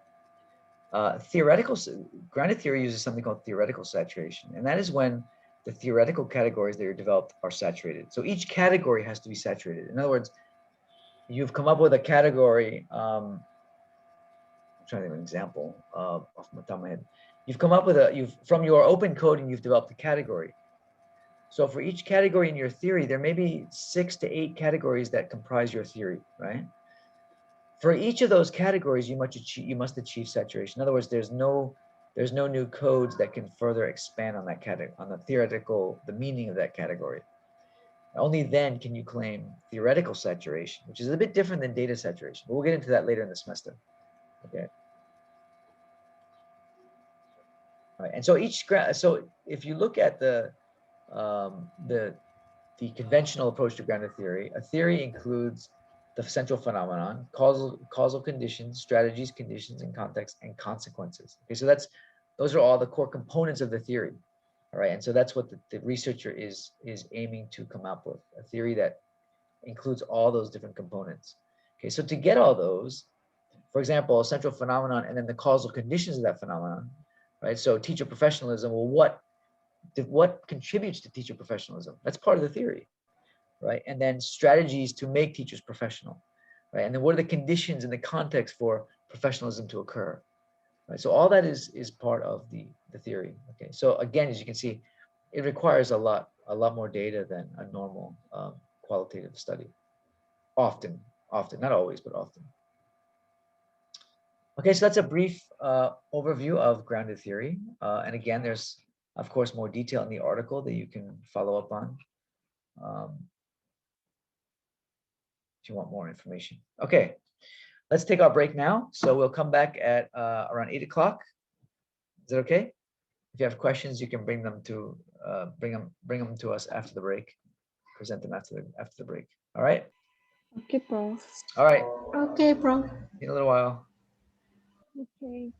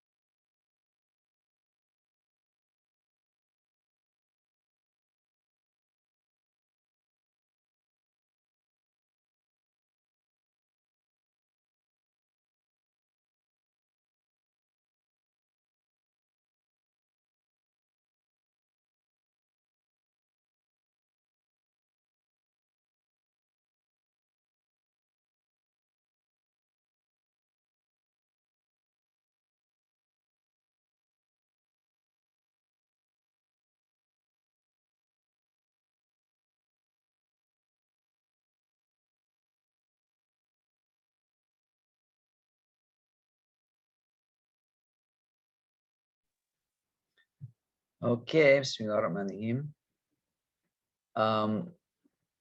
Before we start, I just wanted to point out to you, direct you to the chat box. There's a link there for, when I used to teach the basic qualitative research class, I used to use a blog format. This is before we had Pucho Blast. This is a few years back. But anyway, this blog still exists. I just realized, I just found out. And there's actually a lot of good materials, a lot of good resources on that blog. There's sample theses, even from UPM, qualitative theses, lots of really good articles, a whole bunch of stuff. So if you're looking for more resources about different topics within qualitative research, you can check out that blog. The link is there on the right. Okay, I'm surprised they still have it. It's still up. I thought they'd taken them down, but they're still there. So, okay. So, and then there was a question during the break about the induction and deduction in qualitative research. So we shouldn't assume that qualitative research is wholly inductive. It's not. Okay. No study is completely inductive or deductive. All studies actually use a combination. Quantitative research, of course, is more deductive, okay, but it also uses induction at different points of the study, especially when it comes to interpreting findings. All right. Oh, it's not working?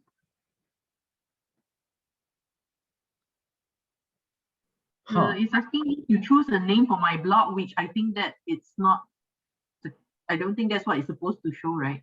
What does it show? They asked us to create our own blog. Yeah. It's asking you to what? Sorry? Ask us to create our own blog. That's strange. Okay, why does it open up on mine? Maybe it has to do with okay, never mind. I'll try and figure out what's wrong with it. Oh, view blog. Oh, sorry, it's this one. Yeah. Okay, sorry. Yeah. This is the one. My fault, wrong address. Here you go. That's the one. Yeah.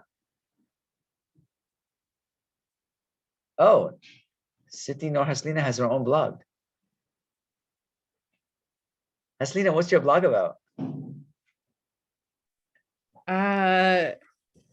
Narrative, my own story, my own life, but cool. It's private. Sorry. What? Okay. So can we let's continue our, so that I think that one works, right? The link.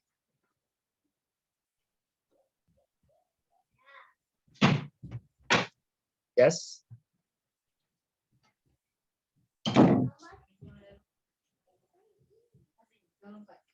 Okay, it works. All right.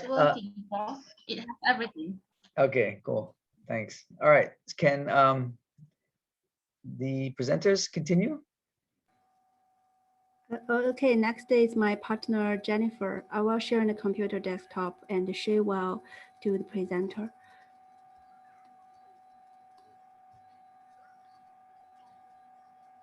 Okay, so here, we from here.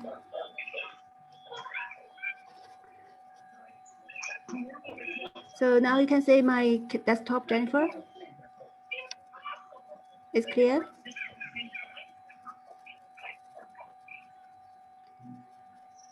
Hello, Jennifer, can you hear me? Jennifer, come in, Jennifer. Are you there? Yeah, she's here. She just here a few moments ago. Jennifer, we can't hear you. Are you there?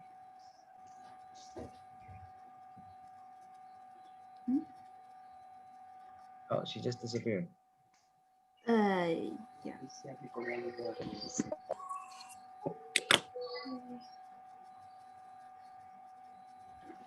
Okay, I sent a message to her. Jennifer, can you hear us? Yeah, I can hear you. Can you guys hear me? Yes, we can hear you. Go ahead. Yeah, good. You're on. Yeah, good evening, Prof. Good evening. Yeah, good evening, Prof. Good evening, friends. Yes. Yeah, I'm Jennifer Ikenna. I will be taking the presentation from here. Yeah, here is a defining. Oh my God. Hold on. Okay. Here is an ethnographic research. That is definition and background. Can you hear me? Yep. Okay. So here is an ethnographer is interested in examining the shared patterns, and the unit of analysis is typically larger than the 20 or so individuals involved in a grounded theory study. And ethnography focuses on an entire culture sharing group. Ethnography is a qualitative design in which the researcher describes and interprets the shared and learned patterns of value, behaviors, beliefs, and language of a culture sharing group. As a process, ethnography involves extended observations of the group, most often through participant observation, in which the researcher is immersed in the day-to-day lives of the people and observes and interviews the group participants. Ethnography had its beginning in comparative cultural anthropology, conducted by early 20th century anthropologists such as Boas and Co. Next. Okay, can you stop there? So ethnography is a very unique approach to qualitative research. It's one of the oldest approaches to sort of modern qualitative research. As you can see there, it is a design that engages in the interpretation and shared learning of culture sharing groups. So if you want to study a particular group that shares a common culture, okay, and here culture can be defined broadly. Of course, the ethnographic approach began with the anthropological study of indigenous groups and stuff like that. Those are obviously culture sharing groups, but modern ethnographic research defines culture sharing broadly. So, you know, the culture that factory workers share, you know, the culture that teachers share, you know, any group where you can identify has a common culture can be studied in ethnographic research. And it's really just to study the meaning of the behavior, the language, and the interactions among members of the group, okay? So you really want to understand what a group, how a group functions, what are its symbols, what is its culture all about, the meaning behind it, right? You know, things like their language, their dress, their interactions. It's often intertwined with their artistic expressions and stuff like that, okay? That's what ethnography is really for. And that's why ethnography typically involves extensive field work, okay? So ethnographers often go into the field to study their culture sharing groups for extended periods of time. And they often involve large samples similar to grounded theory, although the objective is a bit different because ethnographers are not necessarily attempting to develop new theory per se. Okay, it's a very descriptive type of research. If you've ever read ethnographic studies, they're very, very descriptive. Okay, because imagine these people have spent considerable amounts of time in the field. They've collected enormous amounts of data. They've often done what's called participant observation. So they've actually gone native. Does anybody know what going native means? Have you heard that expression before in English, going native?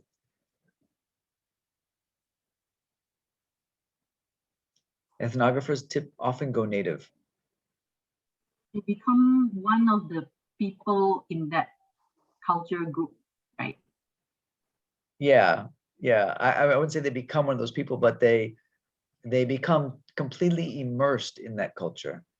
So they become like a member of that culture. Yeah, that's what you mean. Yeah, right. So they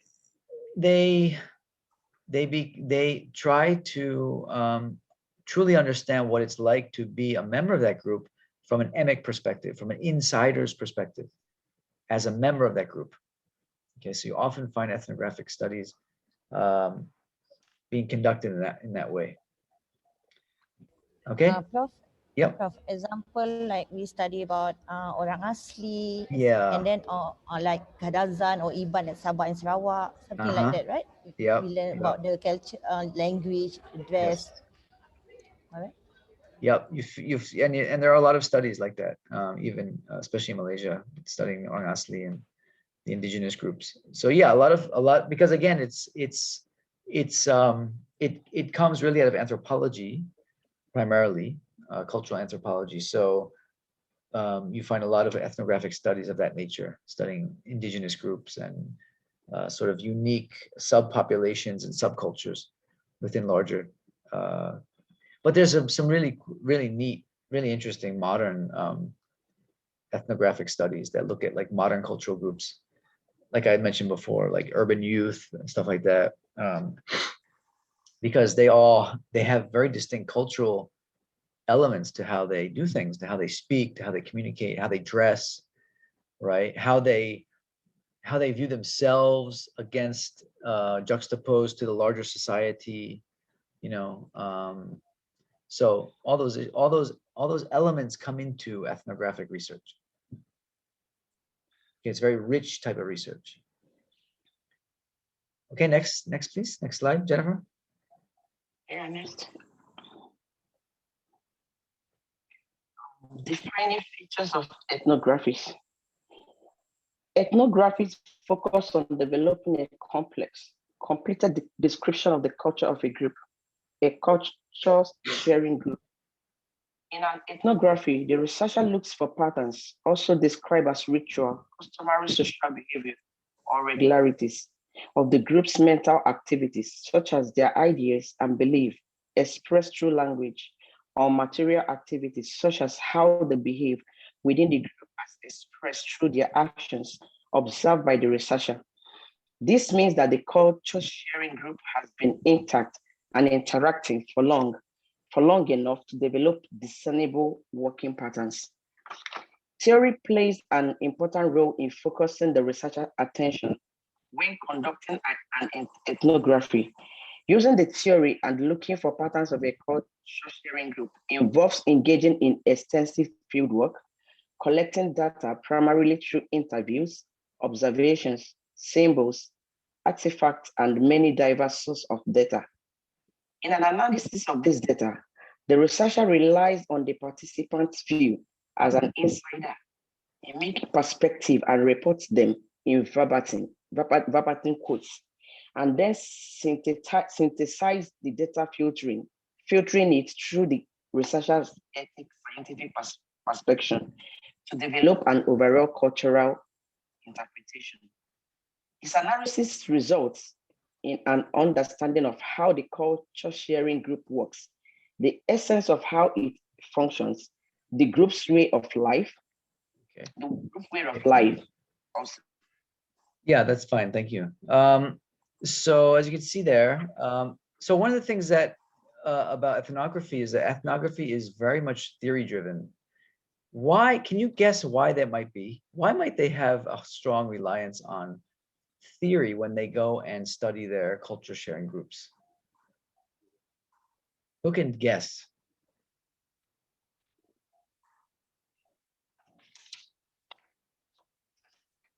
Why might theory play a big role in ethnography?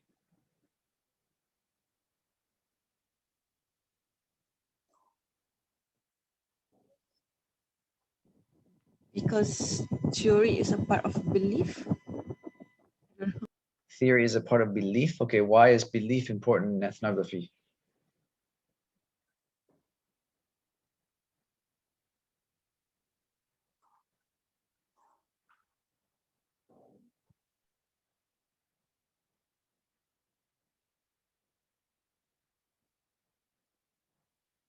Hello, who said that?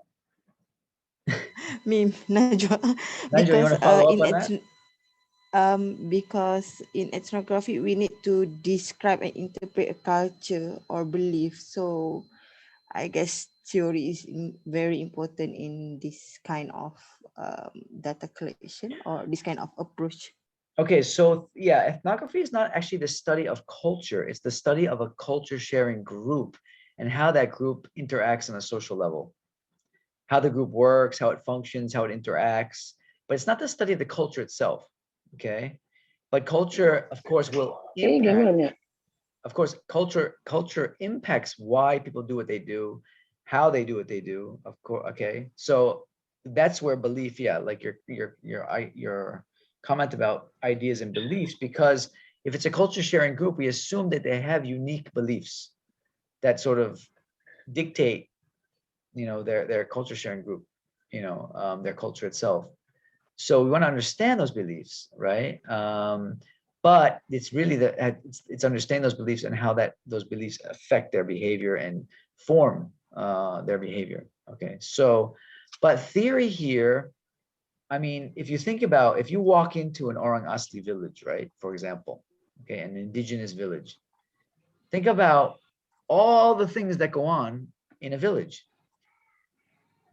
among a group of people, you know, a community. There's so many things. How are you going to know, or how will you decide what you want to focus on within that culture sharing group? Right? There has to be a way of focusing your study, of focusing your inquiry on some relevant issue or some relevant dimension of that culture sharing group.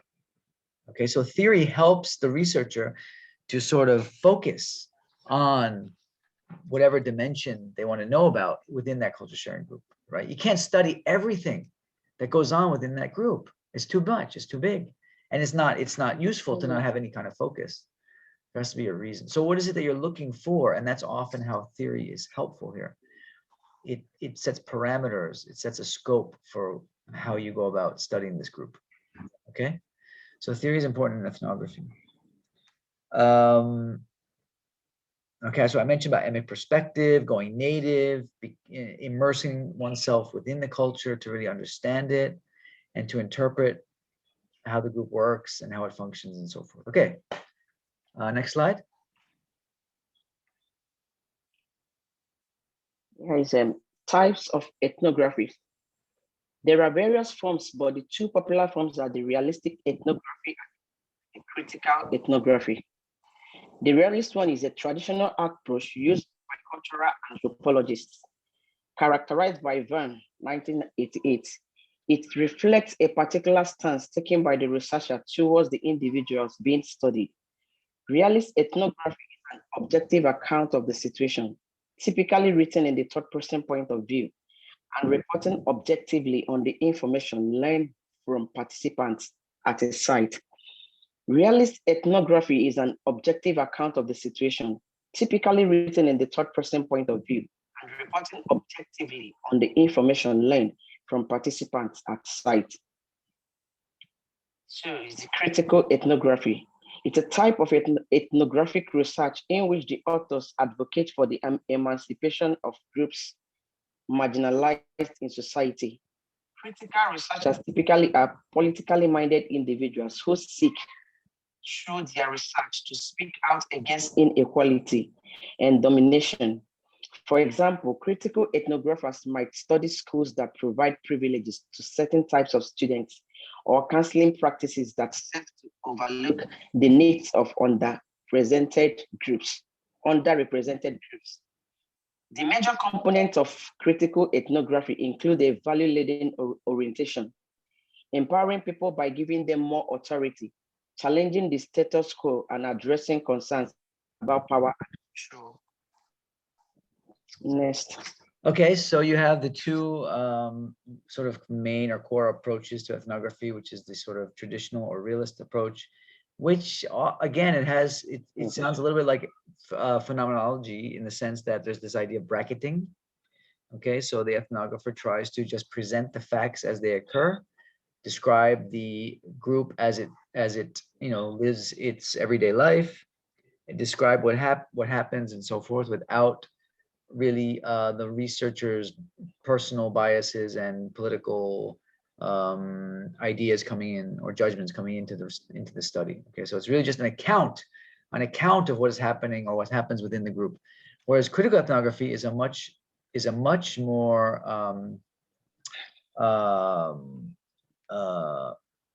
advocative approach, where the researcher is really advocating for the group that it's studying. Okay, and this is influenced by critical theory. All right, where the aim of the research is to really address imbalances in power. Okay, so you want to empower marginalized groups and so forth. Okay, so it's a much more purposeful type of study aimed at advocating for the people that you're studying.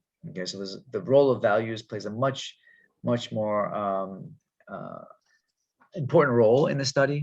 And it's much more evident of the researcher's agenda in terms of what the researcher is trying to do by studying the group that they're studying. Okay, so you see a lot more critical, especially in the literature, because of this huge move in the social sciences, especially in the West, towards critical theory and addressing power imbalances and equality and all this stuff. You see a lot of critical ethnography now.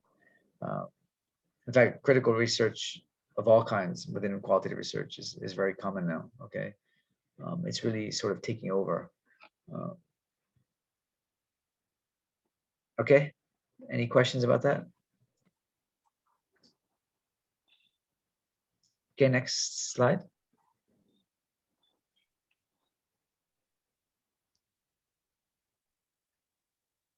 Okay, This is procedures for conducting an ethnography.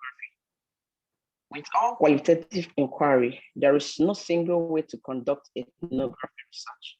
The steps I will use to conduct an ethnography are as follows. 1, determine if ethnography is the most appropriate design to use to study the research problem. 2, identify and locate a culture sharing group to study.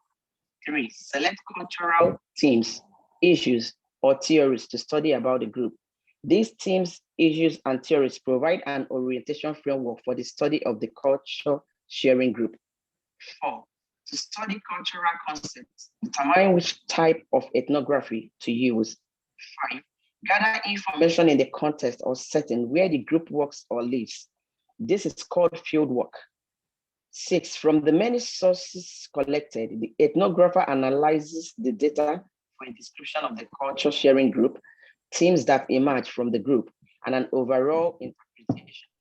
Last, forge a working set of rules or generalization as to how the culture sharing group works as the final product of this analysis.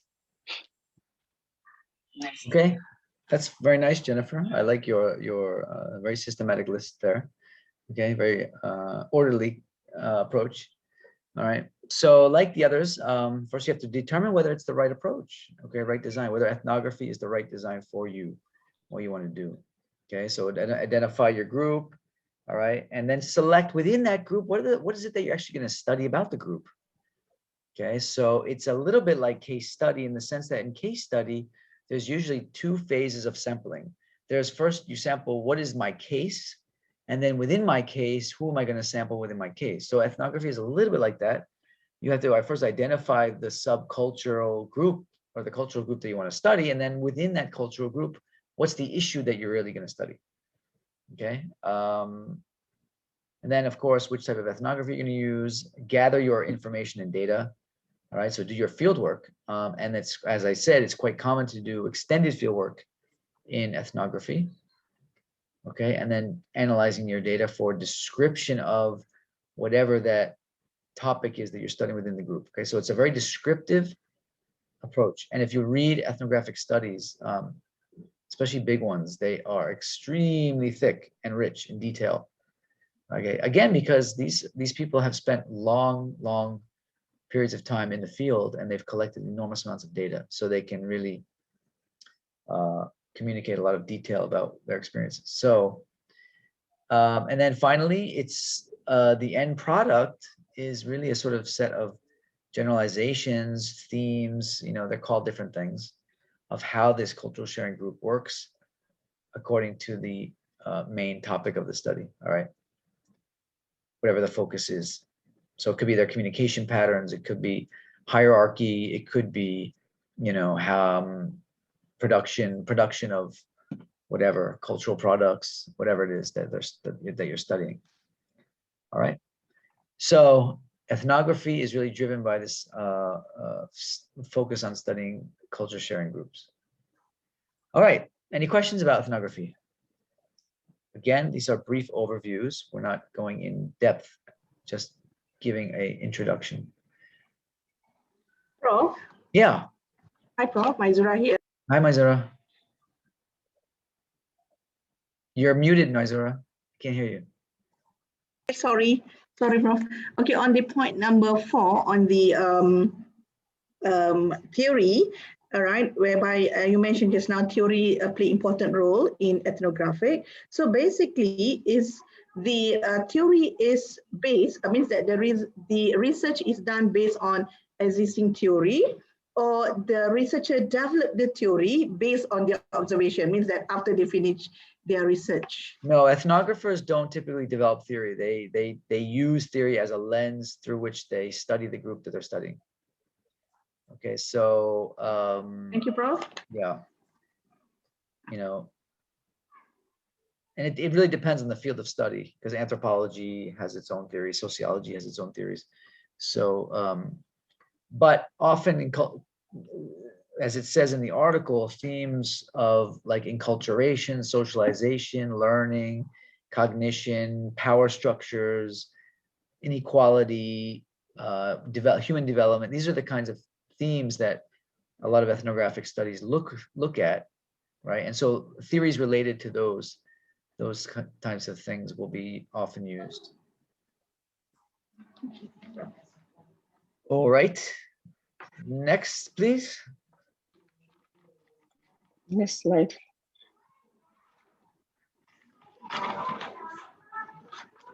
These are the challenges. So here, ethnography is challenging to use for the following reasons. One, the researcher needs to have an understanding of cultural anthropology, the meaning of a social cultural system, and the concepts typically explored by those studying cultures. Next, the time to collect data is extensive, involving prolonged time in the field. Next, is in much ethnography, the narratives are written in a literary, almost storytelling approach, an approach that may limit the audience for the work and may be challenging for authors accustomed to traditional approaches to scientific writing. Next is there is a possibility that the researcher will go native and be unable to complete or be compromised in the study. This is but one issue in the complex array of fieldwork issues facing ethnographers who venture into an unfamiliar cultural group or system. And last is the sensitivity to the needs of individuals being studied is especially important. The researcher must assess and report his or her impact in conducting the study on the people and the places being explored. So we don't get too many students in our Faculty of Educational Studies doing ethnography. I think there's a lot in UPM. There's a lot more in the Faculty of Human Ecology. There have been several ethnographic studies done there, but in education we don't get too many. Although there are a lot of studies on education that use an ethnographic approach, but just from our faculty's perspective, we don't get too many students that do it. You know, I think one reason actually is because of the fact that to do a really good ethnographic study, you have to spend a lot of time in the field. And in Malaysia, schools, for example, they don't allow researchers to really observe. And that's right there. And then that's going to really hamper your ability to do ethnographic research if you can't get access to the schools. Right, because it's based so much on observation, and if you're not allowed to observe, then it's really hard to do that kind of research. So this is one of the challenges of doing it in education in Malaysia. Okay, any questions about ethnography? Further questions? Okay, so let's move on to the final one, case study. Jennifer, if you could finish this in if you could do this quickly, maybe in 7 minutes, that'd be fantastic. Okay, Prof. Okay, Prof. So here is case study. 7 minutes of case study, okay? Okay. The case study research involved the study of a case within a real-life, contemporary context or setting. Although states that case study research is not a methodology, but a choice of what it is to be studied. That is a case within a bounded by time and place. Others presented a strategy of inquiry, a methodology, comprehensive study research strategy. I chose to view it as a methodology, a type of design in qualitative research that may be an object of study as well as product of the inquiry. Case study research is the qualitative approach in which the investigator explore a real-life, contemporarily bounded system or multiple bounded system or over time through detailed, in-depth data collected involving multiple sources of information and reports a case description and case themes. The unit of analysis in the case study might be multiple cases or single case. The case study approach is familiar to social scientists because of its popularity in psychology, medicine, law, and political sciences. Next. Okay, thank you. So what is it that makes case study unique among all the other approaches? Who can tell me from what you've just read or heard?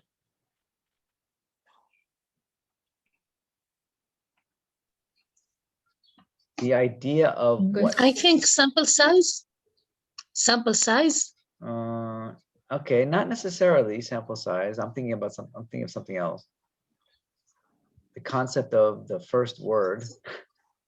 Perhaps because it's a real life situation that been studied? Oh, all qualitative Was research it because of the is based on real life bounded? situations. Sorry? Was it because of it's bounded into some specific phenomenon or something which is bounded? Right. It's the idea of case. What a case. Yeah. What is a case? So what do you understand? Maybe because it's one specific issue we are looking at. Okay, is that what a case is, an issue? What is the idea of a bounded system? What is the idea of a bounded system? Yeah, yes, Prof. The bounded system simply means a particular, a specific system within a confine of a specific participant. Okay, so it's something that can be described within certain parameters, clear parameters. You can define it clearly, having parameters. So for example, a specific time or specific place, right? A school, for example, an organization, for example, a department, right? Even an individual can be a case. Okay, but case is not only something physical. Okay, a case can also be an issue. All right, it can be a, but it often refers to something like an organization or an entity that can be defined in concrete terms, or at least across time. Okay, so it can also be a specific issue, a problem, a concern. For example, teenage pregnancy can, as Creswell uses as an example, can also be a case. All right, and so it's what makes the case study unique is that study of that bounded system. All right, as opposed to, now you can say, well, what's the difference between that and phenomenology, where you're studying a specific phenomenon? Okay, well, phenomenon is not necessarily a case. It can be, but not necessarily. Right, experience of something is not necessarily not always a case. All right. But there are different ways of interpreting these things, and that's why a lot of people, researchers and students alike, sometimes have difficulty choosing, am I doing case study or phenomenology? Right, because there are definitely areas of overlap between them. Okay, all right, so let's let Jennifer move on and we'll keep discussing this.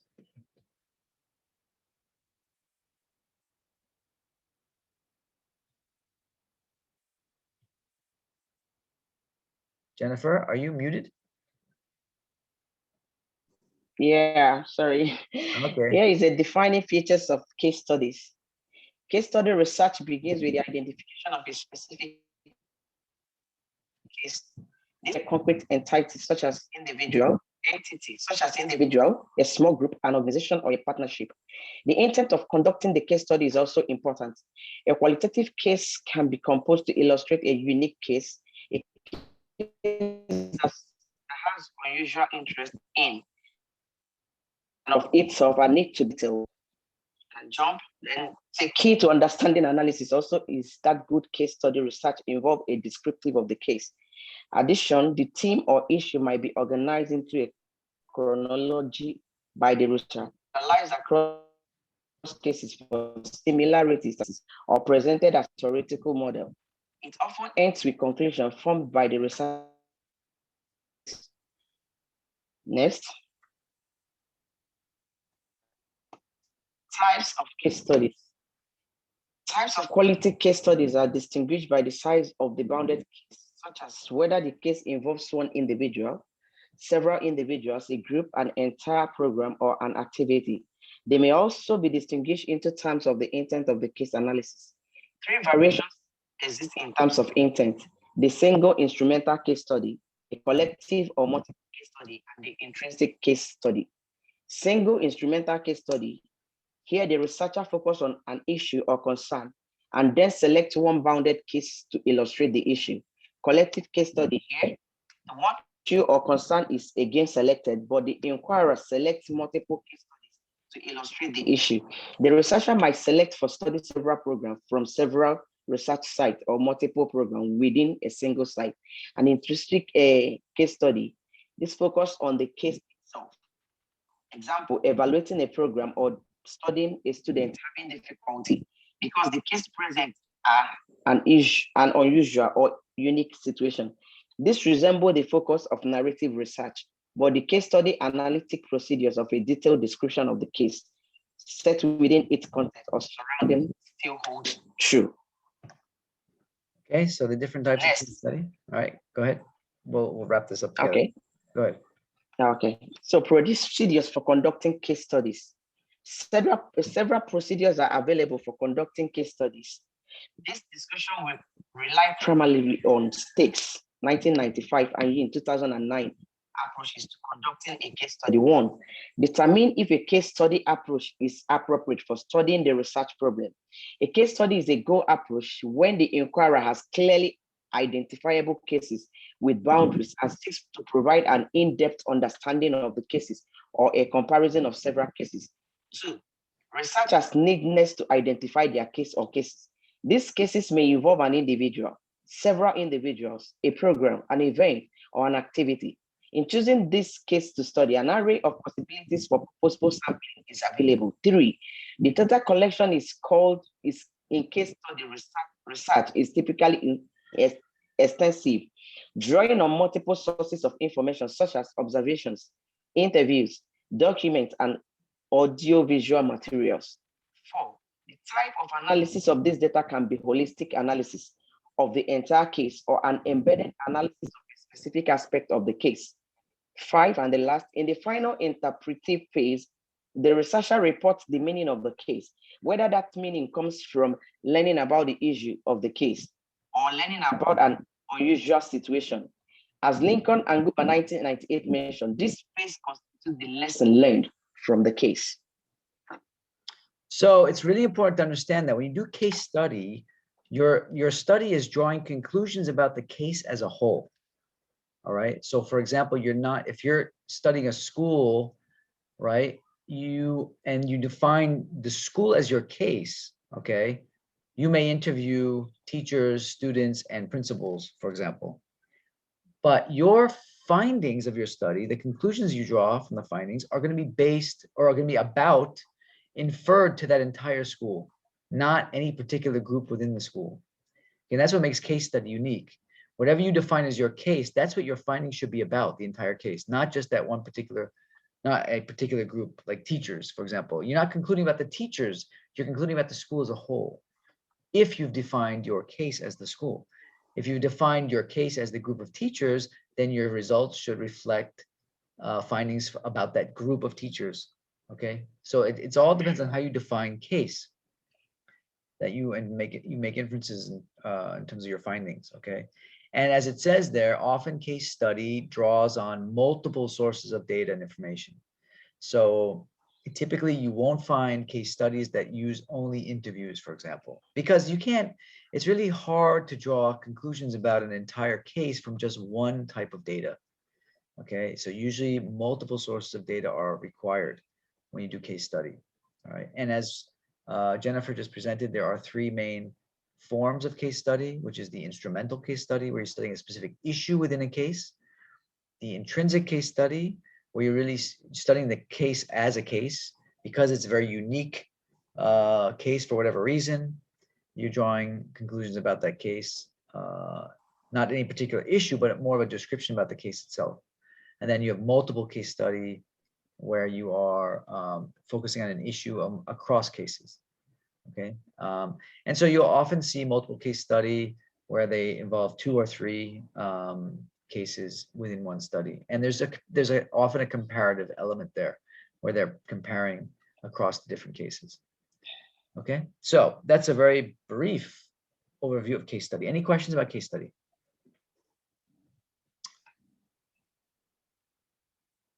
No. Okay, Jennifer, can you stop sharing your screen for a minute? Because I want to share my screen. Okay. Now, just to wrap up this one, thank you, Jennifer, and thank you to both presenters for your presentation this week. It's a challenging presentation, so congratulations. It's a challenging presentation. It's a lot of content there. So why is my my screen froze? Okay. All right. So just to wrap up, let's just look at this comparative table here. All right. So when you start thinking about your own research, okay, let's first look at research focus and research problem. Okay. So if we look at narrative research on the left here, you see that narrative research, the research focus is exploration about the life of an individual or a group, a small group of individuals, okay, exploring their life through storytelling. Okay. The research problem is about telling stories of individual experiences. All right.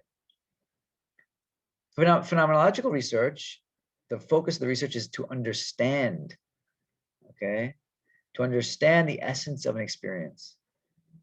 All right. And again, understand here means depth. It means in depth. Okay. The research problem is describing the essence of a live phenomenon or a lived phenomenon, sorry. All right. So it's very descriptive often, but it's also, phenomenology also goes and aims to look at meaning making as well, how people make meaning of their experiences. All right. So that's also an important element of phenomenological research. For grounded theory, the focus is on developing a theory grounded in data from the field. Okay, so it's theory development. Where the research problem is grounded theory in the views of the participants. Okay, so you want to really, and again, this is a very inductive approach where you're developing this theory based on the views of participants. Ethnographic research, the research focuses on describing and interpreting a culture sharing group. All right, where you're describing and interpreting the shared patterns of culture within a group. Okay. So research for case study, research focuses on develop in-depth description and analysis of a case or multiple cases. Okay, so again, has a more descriptive element to it often. And it's aimed at providing in-depth understanding of a single case or cases, right? Case study research. And so here's the full table. Let me just hide my. All right. So this is also from Creswell. Okay, so you can see that the differences here. Okay, so I've already covered the focus. Discipline origin. Okay, so as we mentioned, narrative research comes from anthropology, literature, history, psychology, sociology. It's used in many different fields. Phenomenology is really philosophical and psychological, and it's also to some degree sociological, but it's a philosophy, as I mentioned, and it really comes out of psychology. Grounded theory was born out of sociology. Ethnography came out of cultural anthropology as well as sociology, but mostly from anthropology. And case study, again, like narrative, has its foundations in multiple fields. Okay, now it's important to know that because this is one of the reasons why there are similarities between all five, but there are also some differences between them. And the differences have a lot to do with the field of study that they grew out of. In other words, what was their purpose?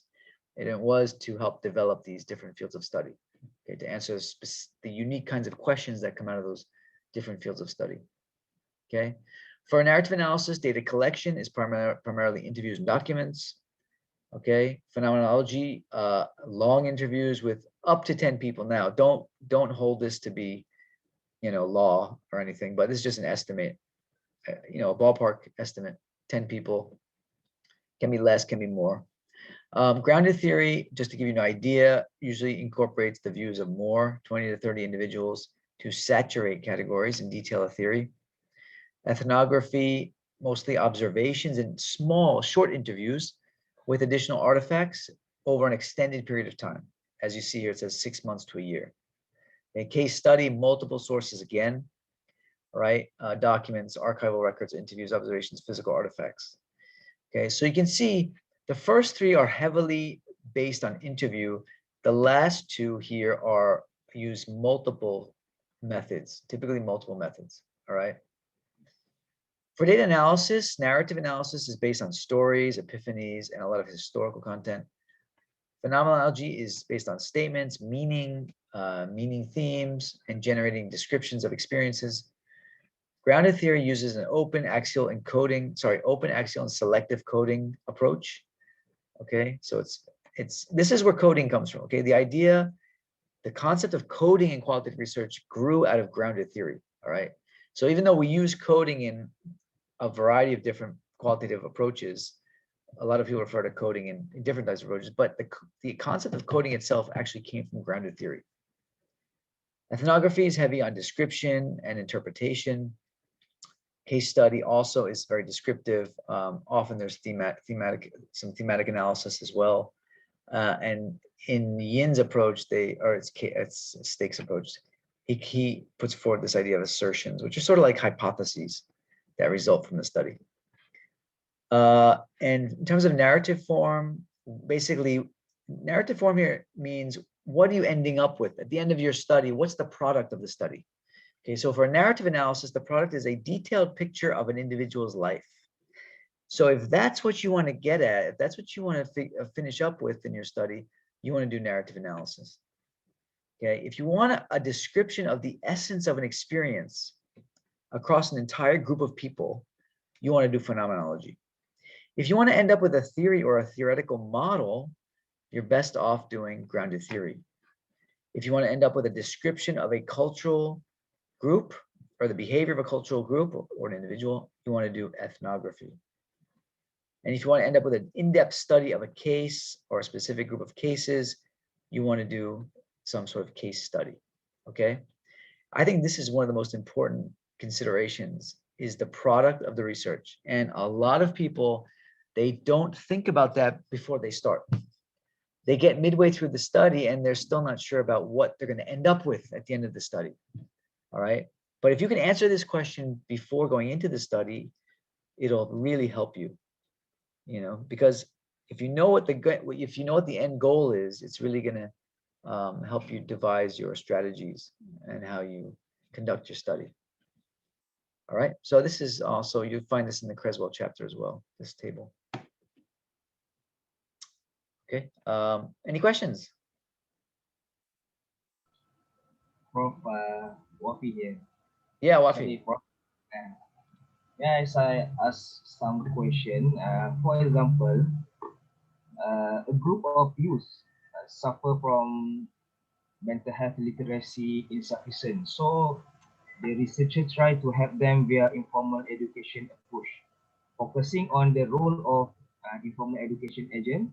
So the researcher decide to interview those who have been together helping them.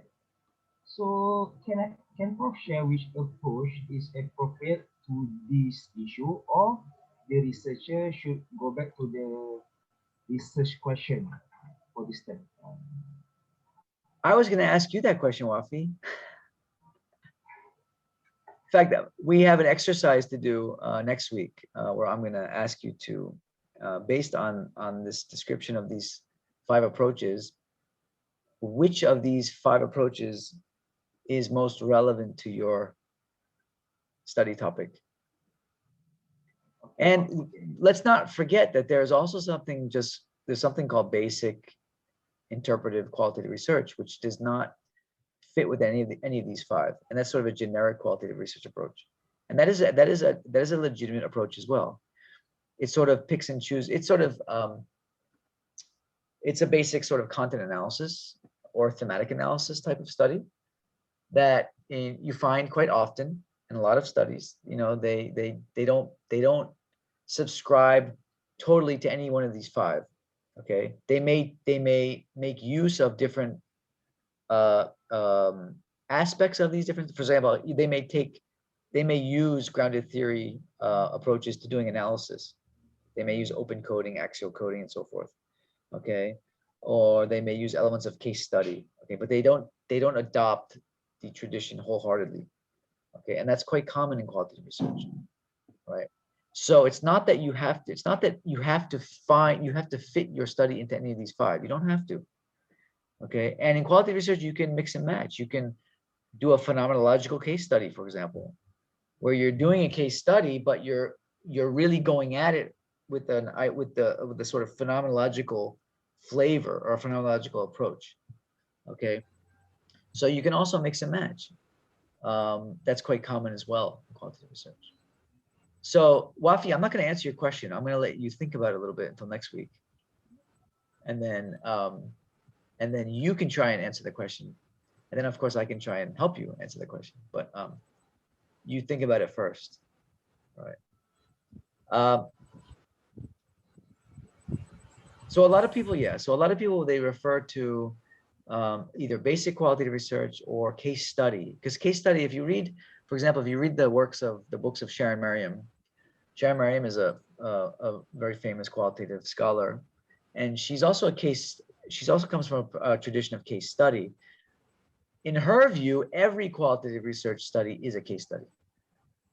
Okay, and that's one school of thought. I mean, that is one school of thought, because every qualitative study is a small sample that can be considered to be its own bounded system. So to her, every qualitative research study is a form of case study. Okay, so then it's just a matter of adopting the methods of these different approaches.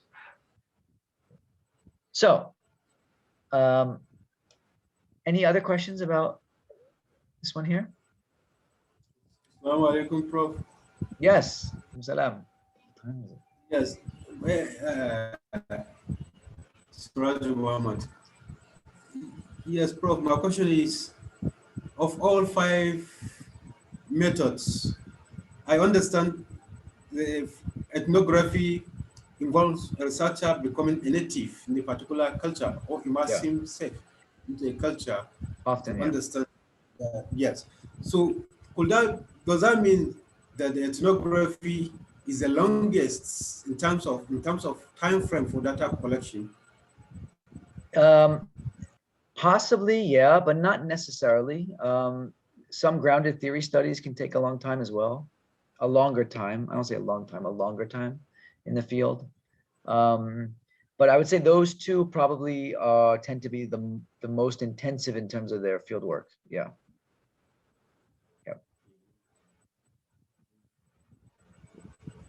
So it's likely, but not definitely. Yeah. Okay. Prof. Yeah. Sorry, I'm asking again from mixed method thingy. Okay. Do we need to explain this approach in our qualitative part or no for mixed method? Yeah. So again, mixed method has its own designs, right? So, so within mixed method, you can choose one of these 5 approaches, or you can do a basic content analysis or basic thematic analysis. It really depends again on the design of the mixed method and the purpose of the mixed method study, right? So if you're doing like a sequential exploratory study where you're starting off with qualitative and then following up with quantitative, there may be a reason to use one of these 5. You may start with a case study, for example, and then follow up with quantitative survey, or you may start off with a quantitative survey and then follow up with more of a phenomenological type of study where you really want to understand the experiences in depth, at least those related to your quantitative study you did originally, So it's really up to the rationale and the logic of the researcher and the purpose of the study. So you can, but you don't have to. Thank you, Prof. Okay, sure. Prof? Yeah. So the different from phenomenology and case study is about data collection, right? For the data collection for phenomenology is only for the interview.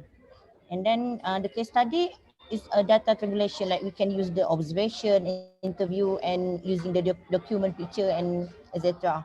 So before this, I a little bit confused about the difference of phenomenology and the case study. But when I saw the table that Prof showed, and then the difference is about the data collection. Is it true, Prof? Not necessarily. That's a little oversimplistic just to say that the differences are based on, Data collection. Yeah, because you will see some phenomenological studies that do use multiple sources of data. They also use, Can you use the multiple data for the phenomenology also, Prof? Because yes, phenomenology, we yes, want but to know that's about the lived experience, right? So then instead that we have to interview and the long interview. So means the data collection for the phenomenology is only for the base focus on the interview only. So the the main. different phenomenology. That's usually the main. Yes, that's usually the main approach used, and sometimes it's the only approach used. Yeah, yeah, but not always. Not always. And then case study, again, it's about what you want to conclude. It's about that, the product of the study itself, because a case study is, again, drawing inferences about a case, right? Whereas phenomenology is describing the lived experience of a particular group, right? So there may be overlap in those, and that's why you sometimes see phenomenological case studies where they combine them, So again, it really depends on what you want to end up with. What is it, the purpose of the study? What is it that you want to come up with? What is it that you want to produce at the end of the study, right? And what is the focus of the study? Is it a case, or is it really a phenomenon itself? How do they experience? What is the experience? I mean, if you look at the phenomenological literature, you'll find some really interesting studies. What is the experience of hope?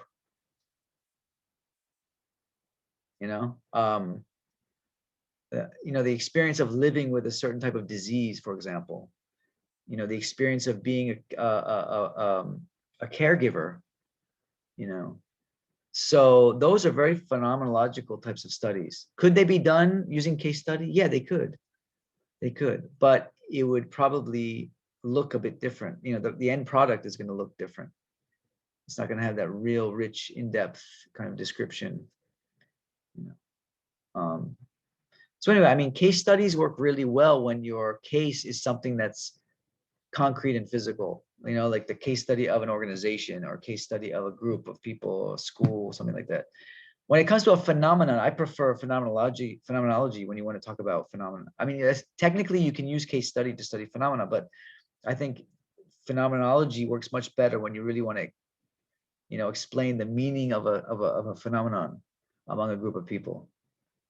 Okay, so these are decisions you have to make. They're not black and white kinds of things.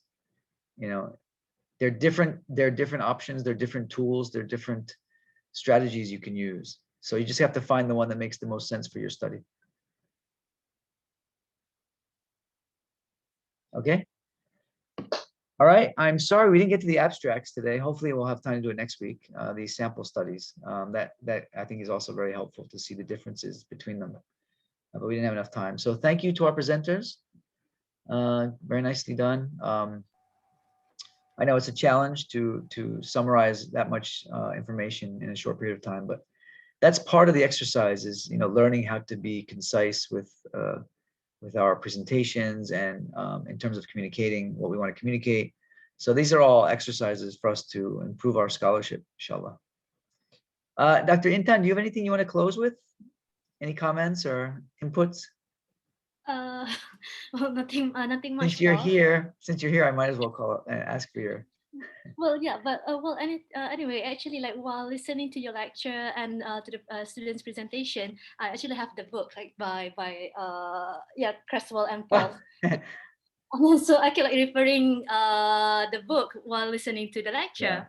Yeah. Like to answer Razia's question earlier about the difference between like phenomenology and also So Razia, I can see that you have the book as well. Good. So Razia, everybody show your books. Okay. So Razia, actually about the phenomenology, I think that because I have like that problem as well, like consistently have that problem about like differentiating between phenomenology and case study, right? But I think that there's like one sentence from page 76 in the book. I think it's quite useful, like to help me like to differentiate or to understand better about the phenomenology. Okay, so which it said that its emphasis on a phenomenon to be explored phrased in terms of a single concept or idea. So for example, the educational idea, professional growth.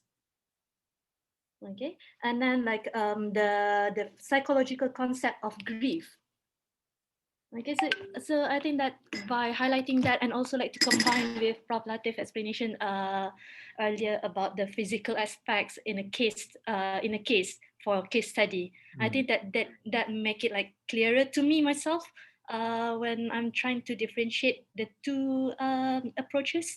I think, yeah. Okay. So I think that's it, probably. Okay. Thanks, Dr. Intan. No So nice to have you join us. Sure. Okay. So if there's nothing else, we can call it a night, and we will see each other next week, inshallah. Professor? Yeah. August. Yeah, Professor. Please, I want to make a request. Okay. Can you tell the presenters to upload the slides on Putra Blast? Yeah, yes. Yeah, Thank you for reminding me. I meant to ask the so that we can download it and read. You can just send them to me. Yes. You can either WhatsApp them to me or email them to me, and I'll upload them. Okay. Okay, I will send later. Thank you. Okay. You're welcome. Thank you, Professor. Thank you. Okay. Thank you too. All right, everyone. Okay. Have a great week. Okay. See you next week, inshallah. Thank you, Prof. Thank you all. Good night. Okay. Yes. Assalamualaikum. Thank you so much. Bye, Prof. Assalamualaikum. Thank you, Prof. Dr. Intan. Bye-bye. Thank you, Prof. Professor. Thanks, Dr. Bye. Intan. Thank you, Prof. See you.